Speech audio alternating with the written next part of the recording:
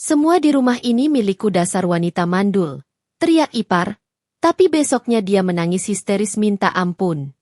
Sebelum cerita dimulai, silahkan tulis di kolom komentar dari daerah mana saja. Teman-teman yang menonton cerita ini, jangan lupa like, komen dan subscribe, agar channel ini bisa semakin berkembang dan mempersembahkan cerita yang lebih menarik lagi.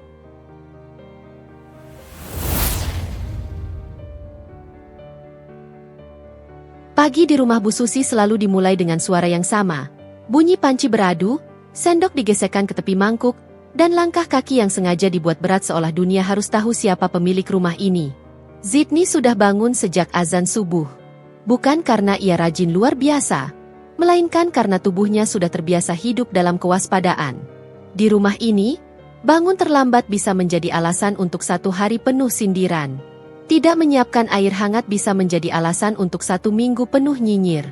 Bahkan salah menyusun sendok garpu pun bisa dianggap sebagai bukti bahwa ia bukan perempuan yang pantas jadi istri. Ia berdiri di dapur dengan rambut dikuncir sederhana. Kaos lengan panjang warna pucat menutupi tubuhnya yang ramping. Tidak ada perhiasan mencolok, tidak ada jam tangan mahal. Satu-satunya benda yang tampak bagus adalah cincin di jari manisnya. Itu pun terlihat biasa, tidak menyilaukan, tidak memamerkan apapun. Zidni mengaduk bubur perlahan, memastikan kekentalannya pas. Ia menyiapkan lauk kecil, menata piring, menyusun sendok sesuai kebiasaan Bu Susi. Semua dilakukan tanpa suara. Di rumah ini, suara terlalu banyak bisa dianggap membantah. Dari balik pintu, terdengar suara Bu Susi berdehem. Zidni, panggilnya dengan nada datar, tapi Zidni tahu itu bukan panggilan biasa. Nada itu selalu berarti, awas kalau salah. Iya, Bu, jawab Zidni lembut. Bu Susi muncul di ambang pintu dapur. Perempuan itu memakai daster bermotif bunga besar, rambutnya digulung rapi. Wajahnya bersih, tetapi matanya tajam seperti seseorang yang setiap pagi bangun dengan daftar kesalahan orang lain di kepalanya. Kamu jangan bikin bubur terlalu encer. Ibra itu kalau bubur encer, perutnya gak enak, kata Bu Susi sambil menatap panci seolah Zidni baru saja hendak meracuni anaknya. Zidni menelan. Ia ingin menjawab bahwa kemarin Bu Susi justru bilang bubur jangan terlalu kental. Tapi ia sudah belajar, jawaban itu hanya akan menambah luka. Iya, Bu. Saya bikin pas, ucapnya. Bu Susi mendengus kecil, lalu berjalan ke ruang makan. Zidni menatap panci sebentar. Tangannya tetap bekerja, tapi pikirannya melayang. Ia membayangkan rumah lain, rumah yang tidak mengukur nilai manusia dari kekentalan bubur atau seberapa cepat ia mencuci piring. Tapi rumah itu belum bisa ia miliki sekarang. Ia, Zidni, sudah memilih jalan ini. Jalan yang ia pikir akan membawanya pada satu hal sederhana, cinta yang tidak memandang uang. Ketika ia menikah dengan Ibra, ia sengaja menutup semua hal tentang dirinya. Ia tidak pernah datang dengan rombongan mobil mewah. Ia tidak pernah memperkenalkan siapa ayahnya. Ia tidak pernah menyebut bahwa ia bukan sekadar gadis biasa seperti yang mereka kira. Bagi Zidni, itu bukan permainan. Itu ujian. Ia ingin tahu apakah keluarga suaminya akan mencintainya karena dirinya, bukan karena nama besar atau harta. Namun ujian itu berubah menjadi sesuatu yang lebih kejam daripada yang ia bayangkan. Bubur selesai. Zidni menuangkannya ke mangkuk. Ia menambahkan irisan telur, sedikit bawang goreng, menaruh sambal terpisah karena Bu Susi tidak suka pedas, tetapi Ibra suka. Saat ia membawa nampan ke ruang makan, ia melihat Marta sudah duduk di kursi paling ujung, kursi yang selalu ia klaim sebagai tempatnya. Marta memegang ponsel sambil tertawa kecil pada sesuatu di layar. Kuku-kukunya panjang dan rapi, wajahnya selalu tampak sibuk, meski Zidni jarang melihatnya benar-benar melakukan pekerjaan rumah. Marta mendongak saat Zidni datang. Oh, akhirnya, kata Marta. Suara manis tapi matanya sinis. Aku kira kamu masak sampai siang. Ibu bisa kelaparan. Zidni menaruh bubur tanpa menjawab. Ia tidak berani menatap terlalu lama. Setiap tatapan di rumah ini bisa dianggap tantangan. Bu Susi sudah duduk, menunggu dengan wajah seperti hakim. Kamu itu, Zidni, kata Bu Susi sambil mengambil sendok. Kalau jadi menantu, harus peka. Jangan sampai suami pulang kerja masih harus nunggu ini itu. Zidni mengangguk. Iya, Bu. Marta tersenyum miring. Namanya juga. Ya, Bu. Ada perempuan yang memang lambat. Behin banget, tapi gak nyangkut. Bu Susi terkekeh kecil. Iya, Ibra itu anak saya. Saya tahu dia butuh istri yang bisa ngurus. Zidni tetap diam. Di dalam dadanya ada sesuatu yang menggumpal. Bukan marah, tapi semacam rasa lelah yang tidak bisa ia ceritakan ke siapapun. Pintu kamar terbuka. Ibra muncul dengan kaos kerja dan celana panjang, rambut masih sedikit basah. Ia tampak seperti orang baik, wajahnya tidak kasar, suaranya lembut, matanya sering tampak lelah. Banyak orang akan menyangka ia suami idaman. Tapi Zidni tahu, kelembutan Ibra sering hanya berarti satu hal. Ia lebih suka menghindar daripada berdiri. Pagi, sapa Ibra, duduk di kursi yang selalu sama. Zidni tersenyum tipis. Pagi. Bu Susi langsung berubah wajah. Suaranya mendadak hangat. Ibra, makan dulu. Buburnya sudah pas. Ibu udah bilang sama Zidni, jangan encer. Ibra mengangguk, mengambil sendok, mulai makan. Marta ikut bicara cepat, seperti ingin mencuri perhatian. Bra, nanti siang kamu sempat antar aku ke salon gak? Aku mau cerambat. Rambutku kering. Ibra melirik singkat, lalu menoleh ke Zidni, seolah menunggu Zidni yang menjawab. Padahal permintaan itu jelas untuk Ibra. Zidni tahu pola ini. Marta meminta, Bu Susi mendukung, Ibra diam. Zidni yang akhirnya harus mengalah karena kalau tidak, rumah akan ribut. Kalau Ibra bisa, ya, jawab Zidni pelan, meski itu bukan urusannya. Marta mengangkat alis. Ya harus bisa. Masa kakaknya minta gini aja gak diantar? Ibra tersenyum kecil, seperti ingin meredakan. Nanti aku lihat jadwal ya, Tea. Nanti, Marta mendengus. Akhirnya gak jadi. Sama kayak yang lain-lain. Zidni menunduk. Ia tidak tahu, yang lain-lain, yang dimaksud. Tapi ia bisa menebak. Marta sedang membangun alasan untuk marah. Bu Susi menatap Zidni tiba-tiba. Kamu hari ini jangan keluar ya. Ada cucian banyak. Ibu gak suka rumah berantakan. Iya, Bu, kata Zidni. Ibra makan tanpa komentar. Padahal Zidni tidak pernah keluar tanpa izin. Ia bahkan jarang keluar rumah kecuali belanja kebutuhan. Tapi di rumah ini, seolah-olah Zidni selalu berpotensi melakukan kesalahan. Setelah Ibra selesai makan, ia berdiri, mengambil tas kerja. Aku berangkat. Zidni ikut berdiri. Hati-hati. Ibra menatapnya sebentar, seperti ingin berkata sesuatu. Tapi mata Bu Susi memperhatikan. Marta juga memperhatikan. Dan seperti biasa, Ibra menelan kata-kata itu kembali. Iya, jawabnya singkat, lalu pergi. Begitu pintu depan tertutup, udara di rumah seolah berubah. Hangatnya hilang. Yang tersisa hanya ruang yang dipenuhi keberadaan dua perempuan yang merasa punya kuasa. Marta berdiri, menggoyang-goyangkan ponselnya.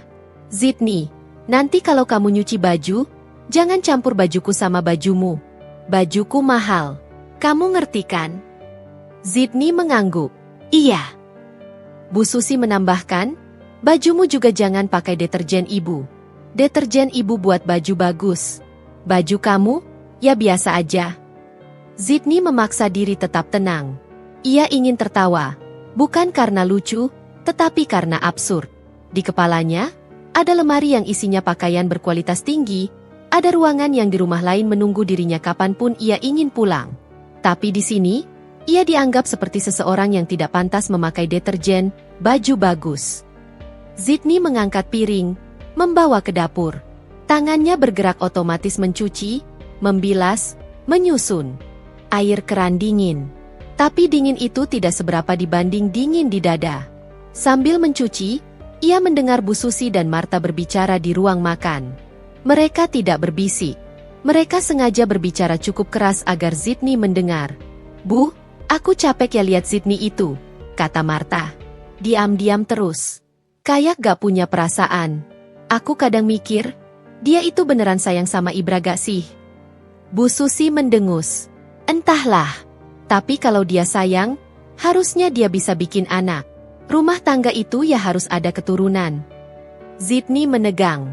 Tangannya berhenti sebentar di bawah air. Martha tertawa kecil. Iya juga. Masa udah nikah segini lama, belum ada tanda-tanda. Aku kasihan sama Ibra. Bu Susi langsung menimpali. Ibra itu baik, sabar. Tapi sabar juga ada batasnya. Nanti kalau Ibra nyari perempuan lain, jangan salahin Ibra. Martha menambahkan dengan suara yang lebih tajam, ya gimana, Bu? Laki-laki mana yang betah? Di rumah cuma punya istri yang, ya gitu. Kata-kata itu tidak menyebut mandul secara langsung. Tapi Sydney tahu arah mereka. Mereka ingin membuatnya merasa kecil. Membuatnya merasa tak layak. Membuatnya takut kehilangan. Sydney menghela napas pelan, berusaha mengendalikan diri. Ia tidak boleh menangis. Tidak di sini. Air mata di rumah ini bukan kelemahan. Air mata di rumah ini adalah hiburan. Ia selesai mencuci piring, lalu mengelap meja dapur. Setelah itu menyapu, mengepel. Rutinitas yang selalu sama. Saat ia sedang menjemur pakaian di belakang rumah, ponselnya bergetar pelan di saku. Sydney menunggu sejenak. Ia memastikan Bu Susi dan Martha tidak mengintip. Lalu ia mengangkat ponsel, melihat pesan masuk dari nomor yang tidak tersimpan dengan nama. Namun ia hafal angka-angkanya. Nona Sydney, apakah Nona baik-baik saja? Pak Pamungkas menanyakan kabar. Sydney menutup mata. Nama itu selalu membawa rasa aman dan rasa berat sekaligus. Pak Pamungkas. Ayahnya. Salah satu pengusaha sukses yang namanya dikenal, tapi wajah dan keluarganya jarang muncul. Bukan karena sombong, melainkan karena ia menganggap keluarga adalah tempat yang tidak boleh dijadikan konsumsi siapapun. Sydney menggigit bibir. Ia ingin menulis, aku tidak baik-baik saja. Ia ingin menulis, mereka menghina aku setiap hari. Ia ingin menulis, suamiku diam saja. Tapi jari-jarinya justru mengetik hal lain. Saya baik. Jangan khawatir. Saya masih bisa urus sendiri. Ia mengirim. Dan setelah itu ia menatap langit sebentar, seperti mencari alasan untuk tetap bertahan. Ia bertahan karena ia masih ingin percaya bahwa Ibra bisa berubah. Bahwa suatu hari Ibra akan berdiri untuknya. Bahwa pernikahan ini bukan salah. Tapi setiap hari, keyakinan itu seperti kain yang ditarik pelan-pelan sampai seratnya rapuh. Siang berjalan lambat. Bu Susi tidur siang. Martha sibuk dengan ponselnya. Sesekali tertawa, sesekali marah pada sesuatu di layar. Sydney duduk di ruang keluarga sore itu. Ini satu-satunya waktu ia bisa bernapas. Ia menyalakan TV pelan, bukan untuk menikmati acara tertentu, tetapi untuk menutup suara pikirannya sendiri. Di layar, acara drama berjalan. Tokohnya menangis. Sydney menatap tanpa benar-benar melihat. Ia hanya ingin ada suara yang bukan sindiran. Sesekali ia melirik jam dinding. Ibra biasanya pulang pukul 6 lewat sedikit. Ia menghitung, bukan karena ia menanti, tetapi karena ia ingin tahu berapa lama lagi ia harus menahan diri. Tiba-tiba, dari arah kamar, terdengar pintu dibuka keras. Langkah kaki terdengar. Bukan langkah Bu Susi. Langkah itu lebih cepat, lebih percaya diri, lebih sengaja. Sydney tahu langkah itu. Sydney menelan. Tubuhnya secara refleks menegang, seperti seseorang yang sudah belajar mengenali ancaman dari bunyinya. Martha muncul di ruang keluarga dengan wajah yang tidak ramah. Ia berdiri di samping TV, menatap Sydney seolah Sydney sedang duduk di tempat yang salah. Ngapain kamu nonton? Tanya Martha. Sydney menatapnya, berusaha tetap sopan. Cuma sebentar, Kak, sambil nunggu Ibra pulang. Martha mengangkat alis, bibirnya melengkung tipis. Sebentar, ulang Martha. Ruang keluarga itu buat keluarga. Bukan buat kamu yang cuma numpang. Sydney menahan napas. Kata numpang selalu dipakai seperti pisau. Sebelum Sydney sempat berkata apapun, Martha melangkah lebih dekat pada TV. Tangannya terangkat, seolah siap melakukan sesuatu yang akan mengubah sore itu menjadi malam panjang. Sydney memandang layar yang masih menyala, lalu kembali ke Martha. Udara di ruang keluarga mendadak terasa sempit. Dan di detik itu, Sydney tidak tahu bahwa sebentar menonton TV, akan menjadi awal dari kejadian yang kelak membuat seluruh rumah ini gemetar. Ruang keluarga itu tidak besar, tapi di rumah Bu Susi, ruangan itu punya aturan tak tertulis. Siapa yang paling keras, dialah yang merasa paling berhak. Sydney masih duduk di sofa ketika Martha berdiri tepat di samping televisi. Bayangan tubuh Martha menutup sebagian cahaya layar. Drama yang tadi mengalun mendadak terasa seperti suara jauh yang tak penting. Karena yang lebih nyata adalah napas Martha yang berat dan tatapannya yang seperti ingin menancapkan paku. "Ngapain kamu nonton?" tanya Martha lagi. Kali ini lebih dingin, lebih tajam. Sydney merapatkan jemarinya di pangkuan. Ia mencoba menjaga nada suaranya tetap lembut, tetap aman. "Cuma sebentar, Kak, sambil nunggu Ibra pulang," jawabnya. Martha tertawa kecil, bukan tawa senang. Tawa itu seperti ejekan yang keluar tanpa perlu kata. "Nunggu Ibra pulang?" Martha mengulang. "Terus kamu pikir kamu berhak duduk manis di sini?" Sydney menelan. Ia menatap Martha sebentar, lalu mengalihkan pandang ke layar. Ia tahu jika ia menatap terlalu lama, Martha akan menjadikan tatapan itu sebagai alasan untuk marah. "Aku cuma capek tadi. Habis kerja rumah," kata Sydney pelan. Martha mengangkat remote yang tadi tergeletak di meja, memainkannya seperti mainan. Lalu, tanpa peringatan, ia menekan tombol. Layar televisi padam. Suara hilang. Cahaya hilang. Yang tersisa hanya ketegangan yang menebal. Sydney mengangkat kepala, matanya membeku di remote itu. "Martha?"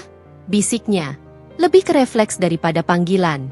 Martha menatapnya, dan di detik berikutnya, suara Martha meledak, tepat seperti kalimat yang nanti akan terus bergema di kepala Sydney seperti bekas luka yang tidak bisa hilang. "Pergi ke kamarmu, wanita mandul. Ruangan ini milikku." Kata-kata itu jatuh seperti tamparan. Bukan hanya karena mandul itu disebut terang-terangan, tapi karena kalimat itu diucapkan dengan keyakinan penuh, seolah Martha sedang menyebut fakta yang tidak perlu diperdebatkan. Sydney mendadak merasa udara menghilang dari paru-parunya. Dadanya sesak, tapi ia menolak menampakkannya. Ia sudah terlalu sering dipermalukan. Ia sudah tahu, begitu ia memperlihatkan sakit, mereka akan makin menikmati. "Martha?" Sydney mencoba bicara, suaranya hampir tidak keluar. "Jangan ngomong gitu." Martha melangkah lebih dekat. Ia menunduk sedikit, wajahnya dekat, senyum tipisnya menakutkan. "Kenapa? Kamu sakit hati?" Martha bertanya dengan nada manis yang palsu. "Kalau sakit hati, salah siapa? Udah jadi istri tapi gak bisa kasih anak." Sydney ingin membalas. Ingin berkata bahwa ia subur. Ingin membentak bahwa yang bermasalah bukan dirinya. Tapi kalimat itu seperti terjebak di tenggorokan karena satu hal. Ia tahu, kalau ia mengungkit kebenaran tanpa bukti yang siap, Bu Susi akan membalikkan semuanya. Dan ia tidak mau menjadi tontonan. Ia berdiri perlahan dari sofa, gerakannya tenang. Namun telapak tangannya dingin. Jari-jarinya bergetar tipis di sisi rok, berusaha keras menahan. "Aku cuma nonton sebentar," kata Sydney, suaranya lebih rendah. "Aku gak ngerebut apa-apa." Martha mendengus. "Kamu ngomong kayak orang yang punya hak." Dari arah dapur, terdengar suara langkah lain. Pintu kamar Bu Susi terbuka. Lalu suara deheman yang sangat Sydney kenal menyusul. Bu Susi muncul dengan wajah penasaran yang cepat berubah menjadi tegang saat melihat Sydney berdiri dan Martha memegang remote. "Ini ada apa?" tanya Bu Susi. Tapi nada suaranya bukan nada ibu yang ingin menengahi. Itu nada orang yang siap memutuskan siapa yang salah sebelum mendengar. Martha menoleh cepat, ekspresinya berubah seketika. Dari marah menjadi korban. "Ibu, Sydney itu kurang ajar," kata Martha. Suaranya meninggi seperti sedang memperlihatkan diri terluka. "Dia nonton TV di ruang keluarga. Padahal aku mau pakai. Aku cuma bilang ini ruangan keluarga. Tapi dia ngeyel." Sydney menatap Bu Susi, mencoba menahan diri agar tidak terlihat menantang. Ia bicara pelan. "Bu, saya cuma nonton sebentar. TV-nya juga volumenya kecil." Bu Susi memicingkan mata. "Sebentar, sebentar. Kamu itu suka banget alasan. Dari dulu ibu bilang, kalau di rumah ini, kamu itu harus tahu diri." Sydney merasakan dadanya seperti ditusuk kata, "tahu diri." Marta menyela dengan cepat, seolah tidak sabar menambah api. Ibu tahu kan? Masalahnya juga bukan TV doang. Sydney tuh bikin suasana rumah ini gak enak.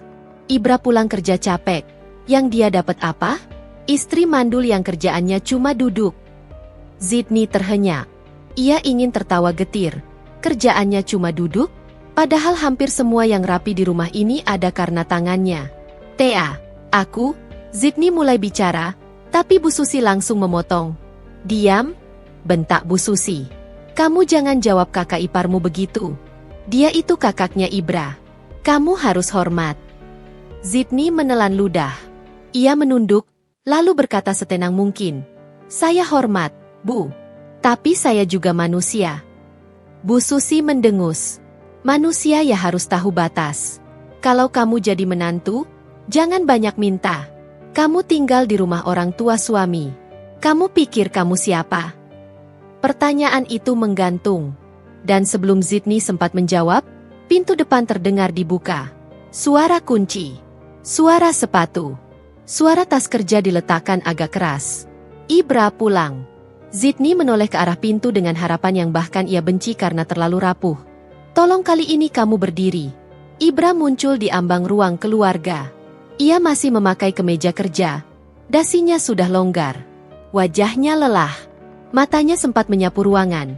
TV mati, Marta berdiri tegak dengan remote, Bu Susi dengan tangan menyilang, Sydney berdiri diam seperti seseorang yang baru saja dihantam angin badai. Ibra mengernyit. Ada apa? Marta langsung berbalik ke Ibra. Suaranya mendadak lembut, penuh drama. Bra, kamu tuh lihat istrimu. Dia itu gak tahu diri. Aku mau nonton TV, dia malah ngotot di ruang keluarga. Terus pas aku bilang ini ruangan keluarga, dia kayak gak terima. Sydney menatap Ibra. Ia tidak bicara banyak. Ia hanya menatap, meminta tanpa kata. Ibra melangkah pelan masuk, lalu berhenti. Ia melihat ke Sydney, seolah ingin berkata, nanti kita bicarakan. Lalu ia melihat Bu Susi. Tatapan Bu Susi seperti batu, memerintah tanpa suara. Aku cuma nonton sebentar. Sydney akhirnya berkata pelan. Aku gak ngelawan. Bu Susi menyambar. Dia ngelawan, Ibra. Dia itu makin lama makin berani. Kamu jangan biarin istrimu kurang ajar. Ibra menghela napas. Ia menatap lantai sebentar. Sydney menunggu. Marta menunggu. Bu Susi menunggu. Tapi yang keluar dari mulut Ibra bukan pembelaan. Bukan pelukan. Bukan, cukup. Yang keluar adalah kalimat yang membuat Sydney merasa lebih sendirian daripada saat ia dihina. Udah, kata Ibra lirih. Jangan ribut. Itu saja. Tidak menyalahkan siapapun.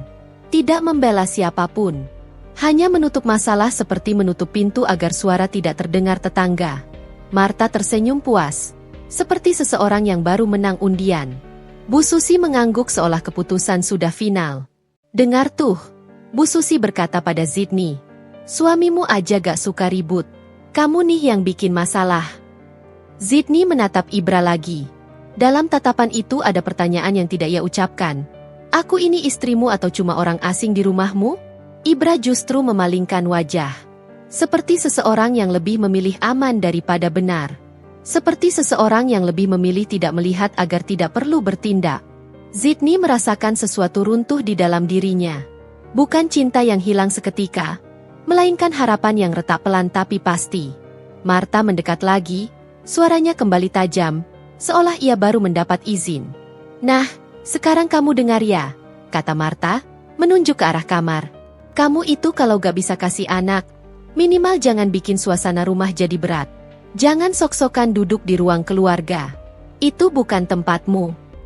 Bu Susi menambahkan dengan nada seolah menasehati. Iya, kamu itu harus lebih banyak di kamar, introspeksi.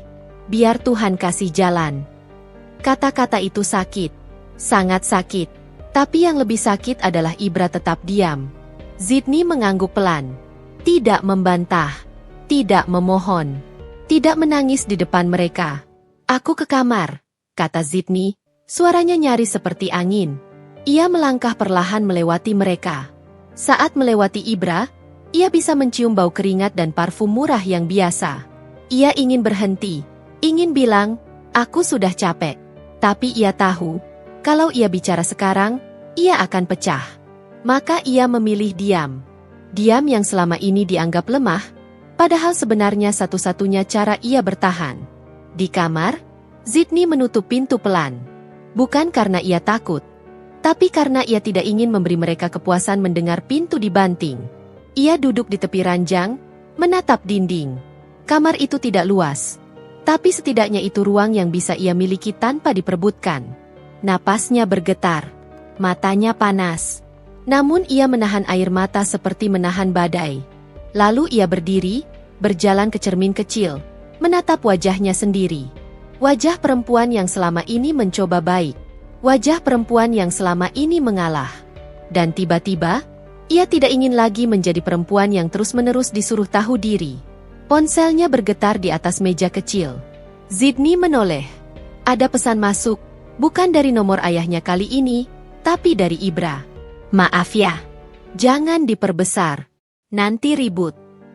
Sydney memejamkan mata. Jangan diperbesar. Seolah penghinaan itu hal kecil. Seolah harga diri hanya masalah ukuran yang bisa dikecilkan dengan kalimat penenang. Sydney mengetik balasan, lalu menghapusnya.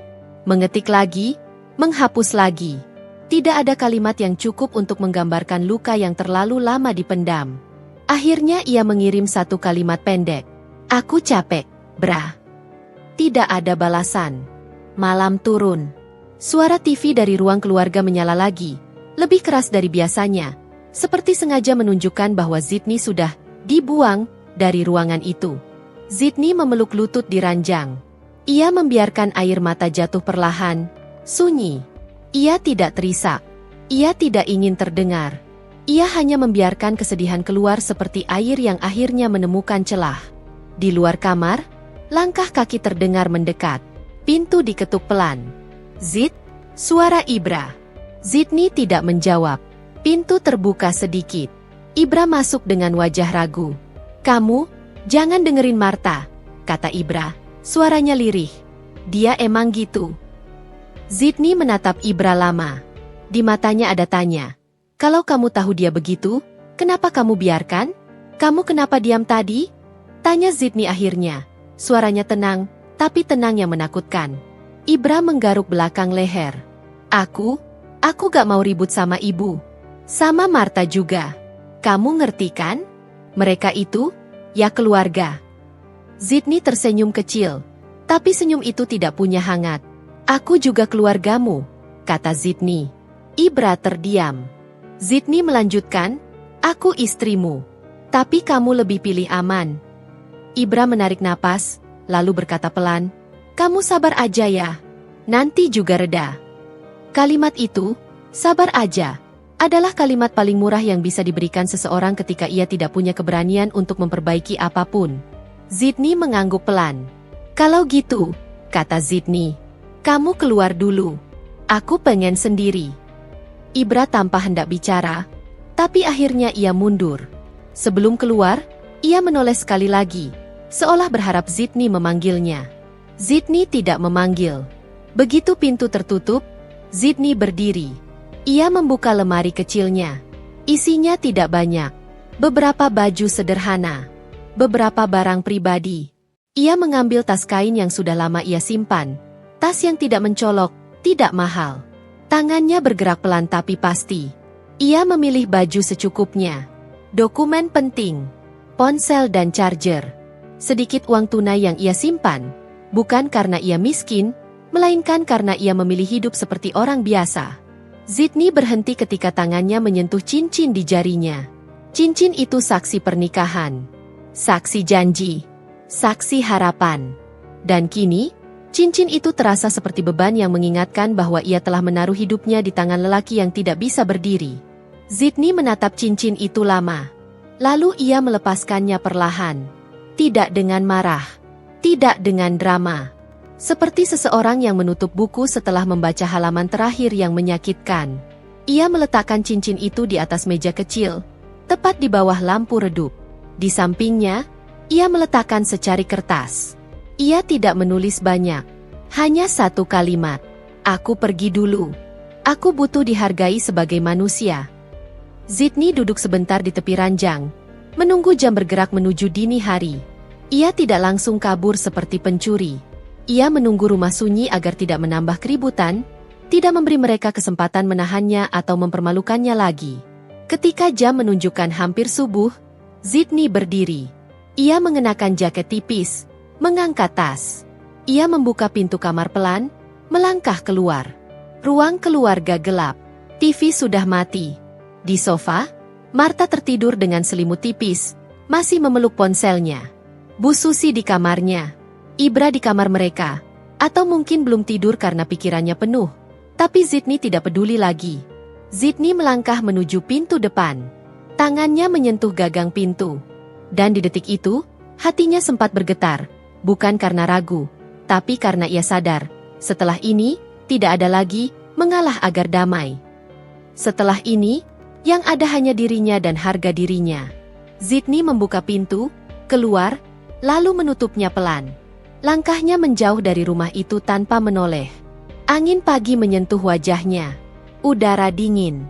Langit mulai berubah warna. Dan di balik dingin itu, Sydney merasakan sesuatu yang sudah lama tidak ia rasakan di rumah itu. Lega. Ia berjalan terus sampai suara rumah itu hilang dari belakangnya. Sampai ia tidak lagi mendengar tawa Martha. Sampai ia tidak lagi melihat mata Bu Susi. Sampai ia tidak lagi menunggu Ibra menjadi laki-laki. Di atas meja kecil di kamar, cincin itu tetap diam. Sebuah benda sederhana yang akan menjadi pukulan telak bagi mereka saat pagi datang. Dan pagi itu akan datang lebih cepat daripada yang mereka kira. Pagi itu rumah Bu Susi terasa berbeda. Bukan karena lebih tenang, melainkan karena sunyinya seperti sesuatu yang hilang. Biasanya, saat azan subuh berkumandang, dapur sudah berdenyut oleh suara panci dan langkah kaki Sydney. Ada aroma bawang goreng, ada bunyi air keran, ada gerakan teratur yang membuat rumah ini tampak hidup, meski suasananya sering dingin. Namun hari ini, rumah itu seperti tubuh tanpa nadi. Bu Susi terbangun bukan karena lapar, tapi karena terbiasa mendengar aktivitas di dapur. Ketika ia membuka mata dan tidak menangkap suara apapun, alisnya mengernyit. "Sydney?" panggil Bu Susi dari dalam kamar. Tidak ada jawaban. Bu Susi bangkit, melangkah keluar dengan daster dan wajah masam, siap mencari kesalahan seperti biasa. Ia berjalan ke dapur, dan saat ia menyalakan lampu, yang ia temukan hanyalah dapur yang rapi, lebih rapi dari biasanya, tapi kosong. Panci bersih, meja bersih, tidak ada bubur di kompor, tidak ada air hangat di termos. Dan di situ, untuk pertama kalinya, Bu Susi merasakan sesuatu yang mengganggu, kekosongan yang tidak bisa ia bentak. "Ini itu, gimana sih?" gumamnya, lalu memanggil lebih keras, "Sydney!" Suara itu menembus rumah, tapi tetap tidak ada jawaban. Bu Susi menggerutu, lalu melangkah ke kamar Sydney. Ia mengetuk pintu dengan keras, tanpa memedulikan sopan santun. "Sydney, kamu dengar gak?" Ia mendorong pintu, tidak terkunci. Kamar itu rapi. Selimut terlipat. Lemari tampak sedikit lebih kosong. Tidak ada tanda-tanda orang baru bangun tidur. Dan di atas meja kecil, tepat di bawah lampu redup, ada sesuatu yang membuat Bu Susi terdiam sepersekian detik. Cincin. Cincin pernikahan. Bu Susi mendekat, menatap benda itu seperti menatap sesuatu yang tidak ia pahami. Di sampingnya, ada secari kertas. Tangannya meraih kertas itu cepat, seperti takut kertas itu melarikan diri. Tulisan Sydney rapi, sederhana, tanpa lebay. "Aku pergi dulu. Aku butuh dihargai sebagai manusia." Wajah Bu Susi memerah. "Kurang ajar." Bu Susi membentak. Tapi bukan karena ia benar-benar marah pada isi suratnya, lebih karena ia merasa kehilangan kendali. Dasar menantu gak tahu diri. Ia meremas kertas itu, lalu melangkah keluar kamar dengan langkah cepat, memanggil Martha. "Martha! Martha!" Martha keluar dari kamarnya dengan rambut acak-acakan, ponsel masih di tangan, mata setengah terbuka. "Apa sih, Bu?" pagi-pagi teriak-teriak, keluhnya. Bu Susi mengangkat kertas itu. "Lihat, Sydney pergi." Martha langsung melek sepenuhnya. Ia membaca sekilas, Lalu bibirnya membentuk senyum tipis yang sulit diartikan, antara puas dan pura-pura terkejut. Hah? Pergi? Marta mengangkat alis. Serius? Bu Susi mengangguk cepat. Dia ninggalin cincin. Ini maksudnya apa? Marta mengangkat bahu, seolah sedang membahas hal sepele. Ya bagus dong, Bu. Dari kemarin aku udah bilang. Dia itu bikin rumah ini berat. Udah mandul. Bikin masalah pula. Bu Susi tersentak. Tetapi ia tidak membantah kata, mandul. Kata itu malah seperti bahan bakar yang membuat emosinya naik. Ibu tuh capek, kata Bu Susi, napasnya memburu. Ibu ngurus rumah, ngurus Ibra, ngurus kamu, ngurus semuanya. Dia tinggal bantu sedikit aja udah drama. Marta menyilangkan tangan, menatap kamar Zidni yang kosong. Tenang, Bu, ujar Marta. Suaranya mendadak terdengar bijak. Nanti juga Ibra bisa cari yang lain. Yang beneran bisa jadi istri. Bu Susi mengangguk-angguk kecil, seperti menemukan pembenaran. Namun beberapa detik kemudian, ia tersadar pada satu hal lain. Ibra, serunya. Kita harus bilang Ibra. Di kamar Ibra, suasana tidak lebih baik. Ibra terbangun karena Bu Susi membanting pintu kamar tanpa menunggu izin. Wajahnya kusut. Matanya masih berat. Tapi begitu ia melihat cincin di telapak tangan Bu Susi, kantuknya hilang seperti disiram air. Apa itu? Tanya Ibra, suara seraknya. Ini apa? Ini cincin Zidni. Bu Susi mengacungkan cincin itu seperti barang bukti. Istrimu pergi. Ninggalin cincin. Ninggalin surat. Ibra duduk tegak, jantungnya berdetak lebih cepat. Ia meraih surat dari tangan Bu Susi dan membaca. Mata Ibra bergerak cepat di atas tulisan itu, lalu berhenti. Aku butuh dihargai sebagai manusia. Kata-kata itu seperti menamparnya dari dalam. Ibra menelan ludah. Dia, pergi kemana? Marta, yang berdiri di belakang Bu Susi, langsung menyahut sebelum Bu Susi sempat menjawab. Yantah, mungkin malu karena mandul, Bra. Mungkin kabur biar kamu gak sadar kenyataan. Ibra menoleh tajam ke Marta. Tajam untuk ukuran Ibra yang biasanya lembek. Tapi tatapan itu hanya bertahan 1 detik. Lalu melemah lagi, kalah oleh tekanan yang sudah bertahun-tahun membentuknya. Bu Susi menghela napas dramatis. Ibu tuh udah sabar. Tapi dia itu, gimana ya, Bra? Kamu kerja capek-capek, pulang malah dapat drama. Ibra menatap cincin itu. Tangannya mengepal pelan. Di dalam kepalanya, ia melihat Zidni berdiri semalam, menatapnya dengan mata yang tidak marah. Justru itu yang membuatnya takut. Mata yang seperti berkata, aku berhenti berharap. Ibu, aku? Ibra mengusap wajahnya. Aku cari dulu. Marta mendecih. Cari buat apa? Nanti juga balik kalau udah kelaparan. Bu Susi mengangguk, menambahkan dengan nada seolah menenangkan Ibra, padahal sebenarnya mengendalikan. Iya, perempuan kalau pergi paling kuatnya berapa sih? Paling nanti siang udah pulang. Kamu jangan bikin malu keluarga, Bra. Jangan kesana sini cari istri. Nanti tetangga ngomong. Kalimat itu menancap. Jangan bikin malu keluarga. Bagi Bu Susi, malu tetangga jauh lebih menakutkan daripada luka anaknya sendiri. Ibra berdiri, seperti ingin melangkah, tapi kaki itu ragu. Ia membuka ponselnya, mencari nomor Zidni. Ia menekan panggilan. Nada sambung. 1, 2, 3. Tidak diangkat. Ibra mencoba lagi. Tidak diangkat. Marta tertawa kecil. Tuh kan, paling dia lagi ngambek. Biarin aja. Nanti juga sadar. Ibra menatap Marta, lalu menunduk. Ia ingin berteriak agar Marta diam. Tapi lidahnya seperti dipasung oleh kebiasaan bertahun-tahun. Diam itu lebih aman. Akhirnya Ibra hanya berkata, aku berangkat kerja dulu. Bu Susi tampak lega, seperti merasa kendali kembali. Nah gitu, kamu itu fokus kerja. Istri MAH nanti juga pulang. Marta tersenyum puas. Ibra keluar kamar dengan langkah berat. Di tangannya, cincin itu masih terasa dingin, seolah memperingatkan bahwa sesuatu telah retak. Dan retakan itu tidak bisa ditutup dengan kalimat, nanti juga reda. Sementara di luar rumah itu, Zidni berjalan menyusuri jalan kecil yang masih basah oleh embun. Langkahnya tidak tergesa. Bukan karena ia tidak takut, tapi karena ia menolak terlihat seperti orang yang kabur. Ia pergi dengan kepala tegak, walau di dalam dadanya ada gempa yang belum selesai. Ia menahan diri untuk tidak menoleh ke belakang. Karena kalau ia menoleh, ia tahu ia akan teringat wajah Ibra yang memalingkan pandangan. Dan kalau ingatan itu muncul, ia mungkin akan goyah. Zidni berhenti di sudut jalan, memanggil ojek online dengan akun yang sederhana.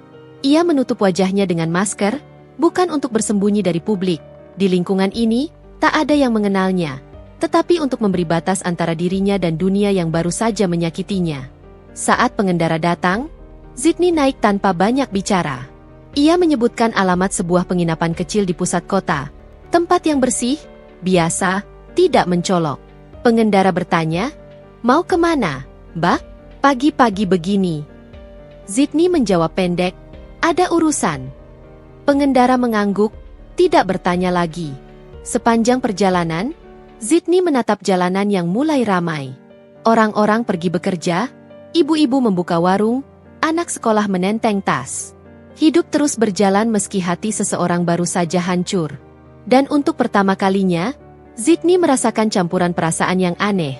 Sedih, lega, dan marah. Marah bukan pada Marta atau Bu Susi. Mereka memang seperti itu. Marah pada dirinya sendiri. Karena terlalu lama percaya bahwa diam akan membuat orang berhenti menghina. Ternyata diam hanya membuat mereka merasa berhak. Di penginapan, Zidni menyewa kamar harian. Petugas resepsionis melihat KTP-nya, lalu tersenyum sopan. Tidak ada yang bertanya kenapa ia datang sendirian di pagi buta. Tidak ada yang menilai. Zidni naik ke kamar, menutup pintu, lalu bersandar di belakangnya. Baru setelah pintu tertutup rapat, air mata yang sejak tadi ditahan akhirnya jatuh. Ia tidak menangis seperti drama. Tangisnya sunyi, tertahan. Seperti orang yang bahkan saat terluka pun sudah terbiasa tidak boleh mengganggu orang lain. Ia berjalan ke kamar mandi dan membiarkan air shower mengalir deras, menutupi suara isak yang akhirnya lolos. Air hangat mengenai wajahnya, bercampur air mata, membuatnya sulit membedakan mana yang sakit, mana yang membersihkan. Di bawah air itu, Zidni berbisik pada dirinya sendiri, "Aku gak salah." Namun kalimat itu belum cukup. Luka yang sudah lama digarami tidak sembuh hanya dengan pembelaan pendek. Setelah mandi, Zidni duduk di tepi ranjang kamar penginapan. Rambutnya basah, ia mengeringkannya dengan handuk. Tangannya masih gemetar halus. Ia menatap ponsel. Tidak ada panggilan masuk dari Ibra. Tidak ada pesan. Seolah-olah keberadaannya bisa dihapus begitu saja. Zidni tertawa kecil, tawa yang pahit. Ia menekan dadanya yang sesak, lalu menutup mata sebentar. Ia harus berpikir realistis. Ia tidak mungkin terus menginap tanpa rencana. Ia punya uang, tentu saja. Tapi ia tidak ingin bergantung pada uang itu untuk melampiaskan marah.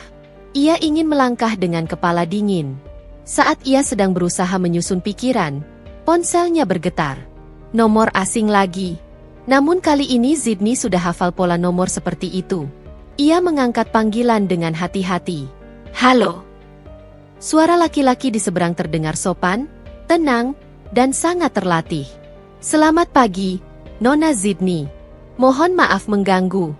Saya yang kemarin mengirim pesan." Zidni menutup mata. "Iya, ada apa?" "Kami hanya ingin memastikan Nona berada di tempat aman." Suaranya tidak menekan, tapi jelas menunjukkan perhatian yang dalam. "Pak Pamungkas, khawatir." Nama itu membuat dada Zidni kembali sesak. Bukan karena takut pada ayahnya, melainkan karena ia merasa bersalah. Ia sudah berjanji pada dirinya sendiri untuk tidak menyeret ayahnya ke masalah rumah tangga. "Aku aman," jawab Zidni pendek. "Aku cuma butuh waktu." "Baik, Nona." Laki-laki itu diam sejenak, lalu berkata dengan sangat hati-hati, "Apakah Nona membutuhkan kendaraan atau pendamping?" Zidni memandang jendela kamar. Di luar, orang-orang berlalu lalang. Hidup mereka tampak sederhana, normal. Ia ingin merasakan normal itu sebentar. "Tidak," jawab Zidni pelan. "Jangan ada yang datang." "Perintah Nona kami patuhi," kata laki-laki itu. Namun Pak Pamungkas menitip pesan, jika Nona berubah pikiran, 1 kalimat saja cukup. Telepon berakhir. Sydney meletakkan ponsel, lalu mengusap wajahnya. Ayahnya selalu seperti itu. Tidak pernah memaksa, tapi selalu ada. Tidak pernah pamer kuasa. Tapi semua orang yang mengenalnya tahu, ketika ia bergerak, sesuatu akan berubah. Sydney menggigit bibir. Ia memikirkan Ibra. Memikirkan Bu Susi. Memikirkan Marta. Bagian dari dirinya ingin membuktikan bahwa ia bisa menghadapi semua itu tanpa membawa nama besar ayahnya. Tapi bagian lain, yang lebih jujur, berbisik, kamu sudah cukup terluka. Kamu tidak perlu terus berperang sendirian. Ponselnya bergetar lagi. Kali ini notifikasi dari Ibra, pesan singkat masuk. Kamu di mana? Pulang dulu. Ibu marah. Sydney membaca itu 2 kali. Jantungnya berdenyut. Bukan? Kamu baik-baik saja. Bukan? Maaf. Bukan? Aku salah. Yang pertama justru, ibu marah. Sydney memejamkan mata lama. Lalu ia mengetik balasan, bukan panjang, bukan penuh emosi. Aku aman. Aku butuh waktu. Jangan cari kalau cuma untuk tenangin ibu. Ia mengirim. Beberapa menit berlalu. Tidak ada balasan. Sydney menarik napas panjang, lalu membuka kontak yang jarang ia sentuh tanpa alasan kuat. Nama di layar, Ayah. Jarum jam di dinding seperti berdetak lebih keras saat Sydney menatap nama itu. Ia tidak ingin mengadu seperti anak kecil. Tapi ia juga tidak mau ayahnya tahu dari orang lain, dan mengira ia menyembunyikan sesuatu yang serius. Sydney mengetik pesan dengan jari yang lebih tenang daripada hatinya. Ya, aku baik. Tapi aku lagi butuh tempat tenang. Jangan khawatir. Aku akan hubungi lagi. Ia berhenti sejenak, lalu menambahkan 1 kalimat yang paling sulit ia tulis. Aku minta maaf kalau ini bikin ayah khawatir. Sydney mengirim. Begitu pesan terkirim, seolah beban sedikit bergeser dari dadanya. Tidak hilang, tapi setidaknya tidak lagi menindih sendirian. Ia merebahkan badan di ranjang, menatap langit-langit kamar penginapan. Matanya lelah, tapi pikirannya tidak bisa istirahat. Ia membayangkan Bu Susi akan memutar cerita. Sydney kabur karena mandul, Sydney kabur karena tidak tahu diri. Marta pasti menabur fitnah agar Ibra tetap di pihak mereka. Dan Ibra akan diam, seperti biasa. Sydney menggenggam selimut. Kuku jarinya menekan kain sampai terasa sakit. Aku gak akan balik cuma untuk dihina lagi, bisiknya pada dirinya sendiri. Namun jauh di dalam, ada sesuatu yang lebih menyakitkan. Ia tidak hanya pergi dari rumah Bu Susi. Ia juga pergi dari ilusi bahwa Ibra akan berubah hanya karena ia bersabar. Hari bergerak pelan. Sydney memesan makanan sederhana dari aplikasi, makan tanpa nafsu, lalu duduk menatap ponsel lagi. Tidak ada pesan baru. Sore hampir datang ketika ponselnya kembali bergetar. Pesan masuk, kali ini bukan dari Ibra. Bukan dari nomor orang kepercayaan ayahnya. Pesan itu dari nomor tak dikenal, tetapi isinya membuat Sydney dingin. Sydney, kamu jangan bikin malu keluarga. Pulang. Kita bicarakan baik-baik. Itu gaya bahasa Bu Susi. Sydney menatap layar lama. Lalu ia mematikan ponsel. Ia tidak ingin bicarakan baik-baik, yang artinya Sydney harus minta maaf karena berani pergi. Sydney harus menunduk agar Bu Susi tidak kehilangan wibawa. Sydney harus mengalah agar Marta tetap merasa menang. Kali ini tidak. Sydney menutup mata, mengatur napas, mencoba tidur sebentar. Namun pada saat yang sama, di rumah Bu Susi, drama yang berbeda sedang terjadi. Menjelang malam, Bu Susi sudah semakin gelisah. Bukan karena khawatir Sydney di luar kenapa-kenapa. Kekhawatirannya punya bentuk lain. Tetangga mulai bertanya. Bu Susi, kok tadi pagi saya gak lihat Sydney nyapu depan? Tanya tetangga yang lewat sambil pura-pura santai. Bu Susi tersenyum kaku. Oh, dia lagi ada urusan. Tetangga itu mengangguk, tapi matanya menyelidik. Urusan apa? Kok gak kelihatan Ibra jemput? Bu Susi tertawa kecil. Ya urusan perempuan. Namanya juga, ya gitu. Begitu tetangga pergi, Bu Susi masuk rumah dengan wajah tegang. Marta, yang sedang duduk main ponsel, mengangkat kepala. Kenapa, Bu? Bu Susi menggerutu. Orang-orang mulai nanya. Ini gak bisa lama-lama. Ibra harus suruh Sydney pulang. Marta menyeringai. Kalau dia gak pulang, ya udah. Nanti Ibra juga sadar. Bu Susi memandang Marta, lalu berkata pelan tapi tajam. Tapi kamu juga jangan bikin masalah kebanyakan, Martha. Kalau orang-orang ngomong macam-macam, ibu yang malu. Martha mendengus. Yang malu harusnya dia, Bu. Istri gak bisa kasih keturunan kok gaya. Bu Susi mengangguk seolah setuju, lalu duduk. Ia menatap pintu depan berkali-kali, menunggu Ibra pulang membawa Zidni, atau membawa kabar. Ibra pulang malam itu sendirian. Wajahnya kusut. Ia menaruh tas kerja, lalu diam di ruang keluarga, seperti orang yang kehilangan arah. Gimana? Tanya Bu Susi cepat. Udah ketemu? Ibra menggeleng. Martha mendecih. Ya udah, Bra. Udahlah. Biarin. Ibra menatap lantai, lalu bicara lirih. Dia bilang dia aman. Bu Susi menghela napas lega sekaligus kesal. Kalau aman, ya pulang. Kenapa harus drama? Ibra tidak menjawab. Martha menyandarkan badan di sofa, seolah menang. Tuh kan, paling dia cuma cari perhatian. Besok juga balik. Ibra memejamkan mata. Kata, cari perhatian, itu menusuknya. Tapi ia terlalu lelah untuk melawan. Malam makin larut. Rumah semakin sunyi. Namun kesunyian itu tidak menenangkan. Kesunyian itu justru seperti ancaman. Lalu, sekitar pagi berikutnya, ketika matahari baru naik setinggi telapak tangan, suara mobil berhenti di depan rumah. Bukan suara motor tetangga. Bukan suara mobil biasa. Suara pintu mobil yang tertutup rapi, berat, seperti milik seseorang yang hidupnya teratur. Bu Susi yang sedang menyapu halaman depan berhenti. Ia menatap ke arah pagar. Sebuah mobil hitam mengilap parkir di depan rumah. Kacanya gelap. Tidak ada stiker. Tidak ada gaya norak. Justru kesederhanaan itulah yang membuatnya terasa mahal. Pintu mobil terbuka. Seorang pria turun. Usianya sekitar akhir 50-an atau awal 60-an. Posturnya tegap. Kemeja putihnya sederhana, tapi jatuhnya rapi. Jam di tangannya tidak mencolok. Namun entah kenapa terlihat seperti benda yang tidak bisa dibeli sembarang orang. Wajahnya tenang, tenang yang membuat orang lain otomatis mengecilkan suara. Di belakangnya turun satu orang lagi. Lebih muda, berdiri sedikit di belakang, sikapnya hormat. Bu Susi menelan.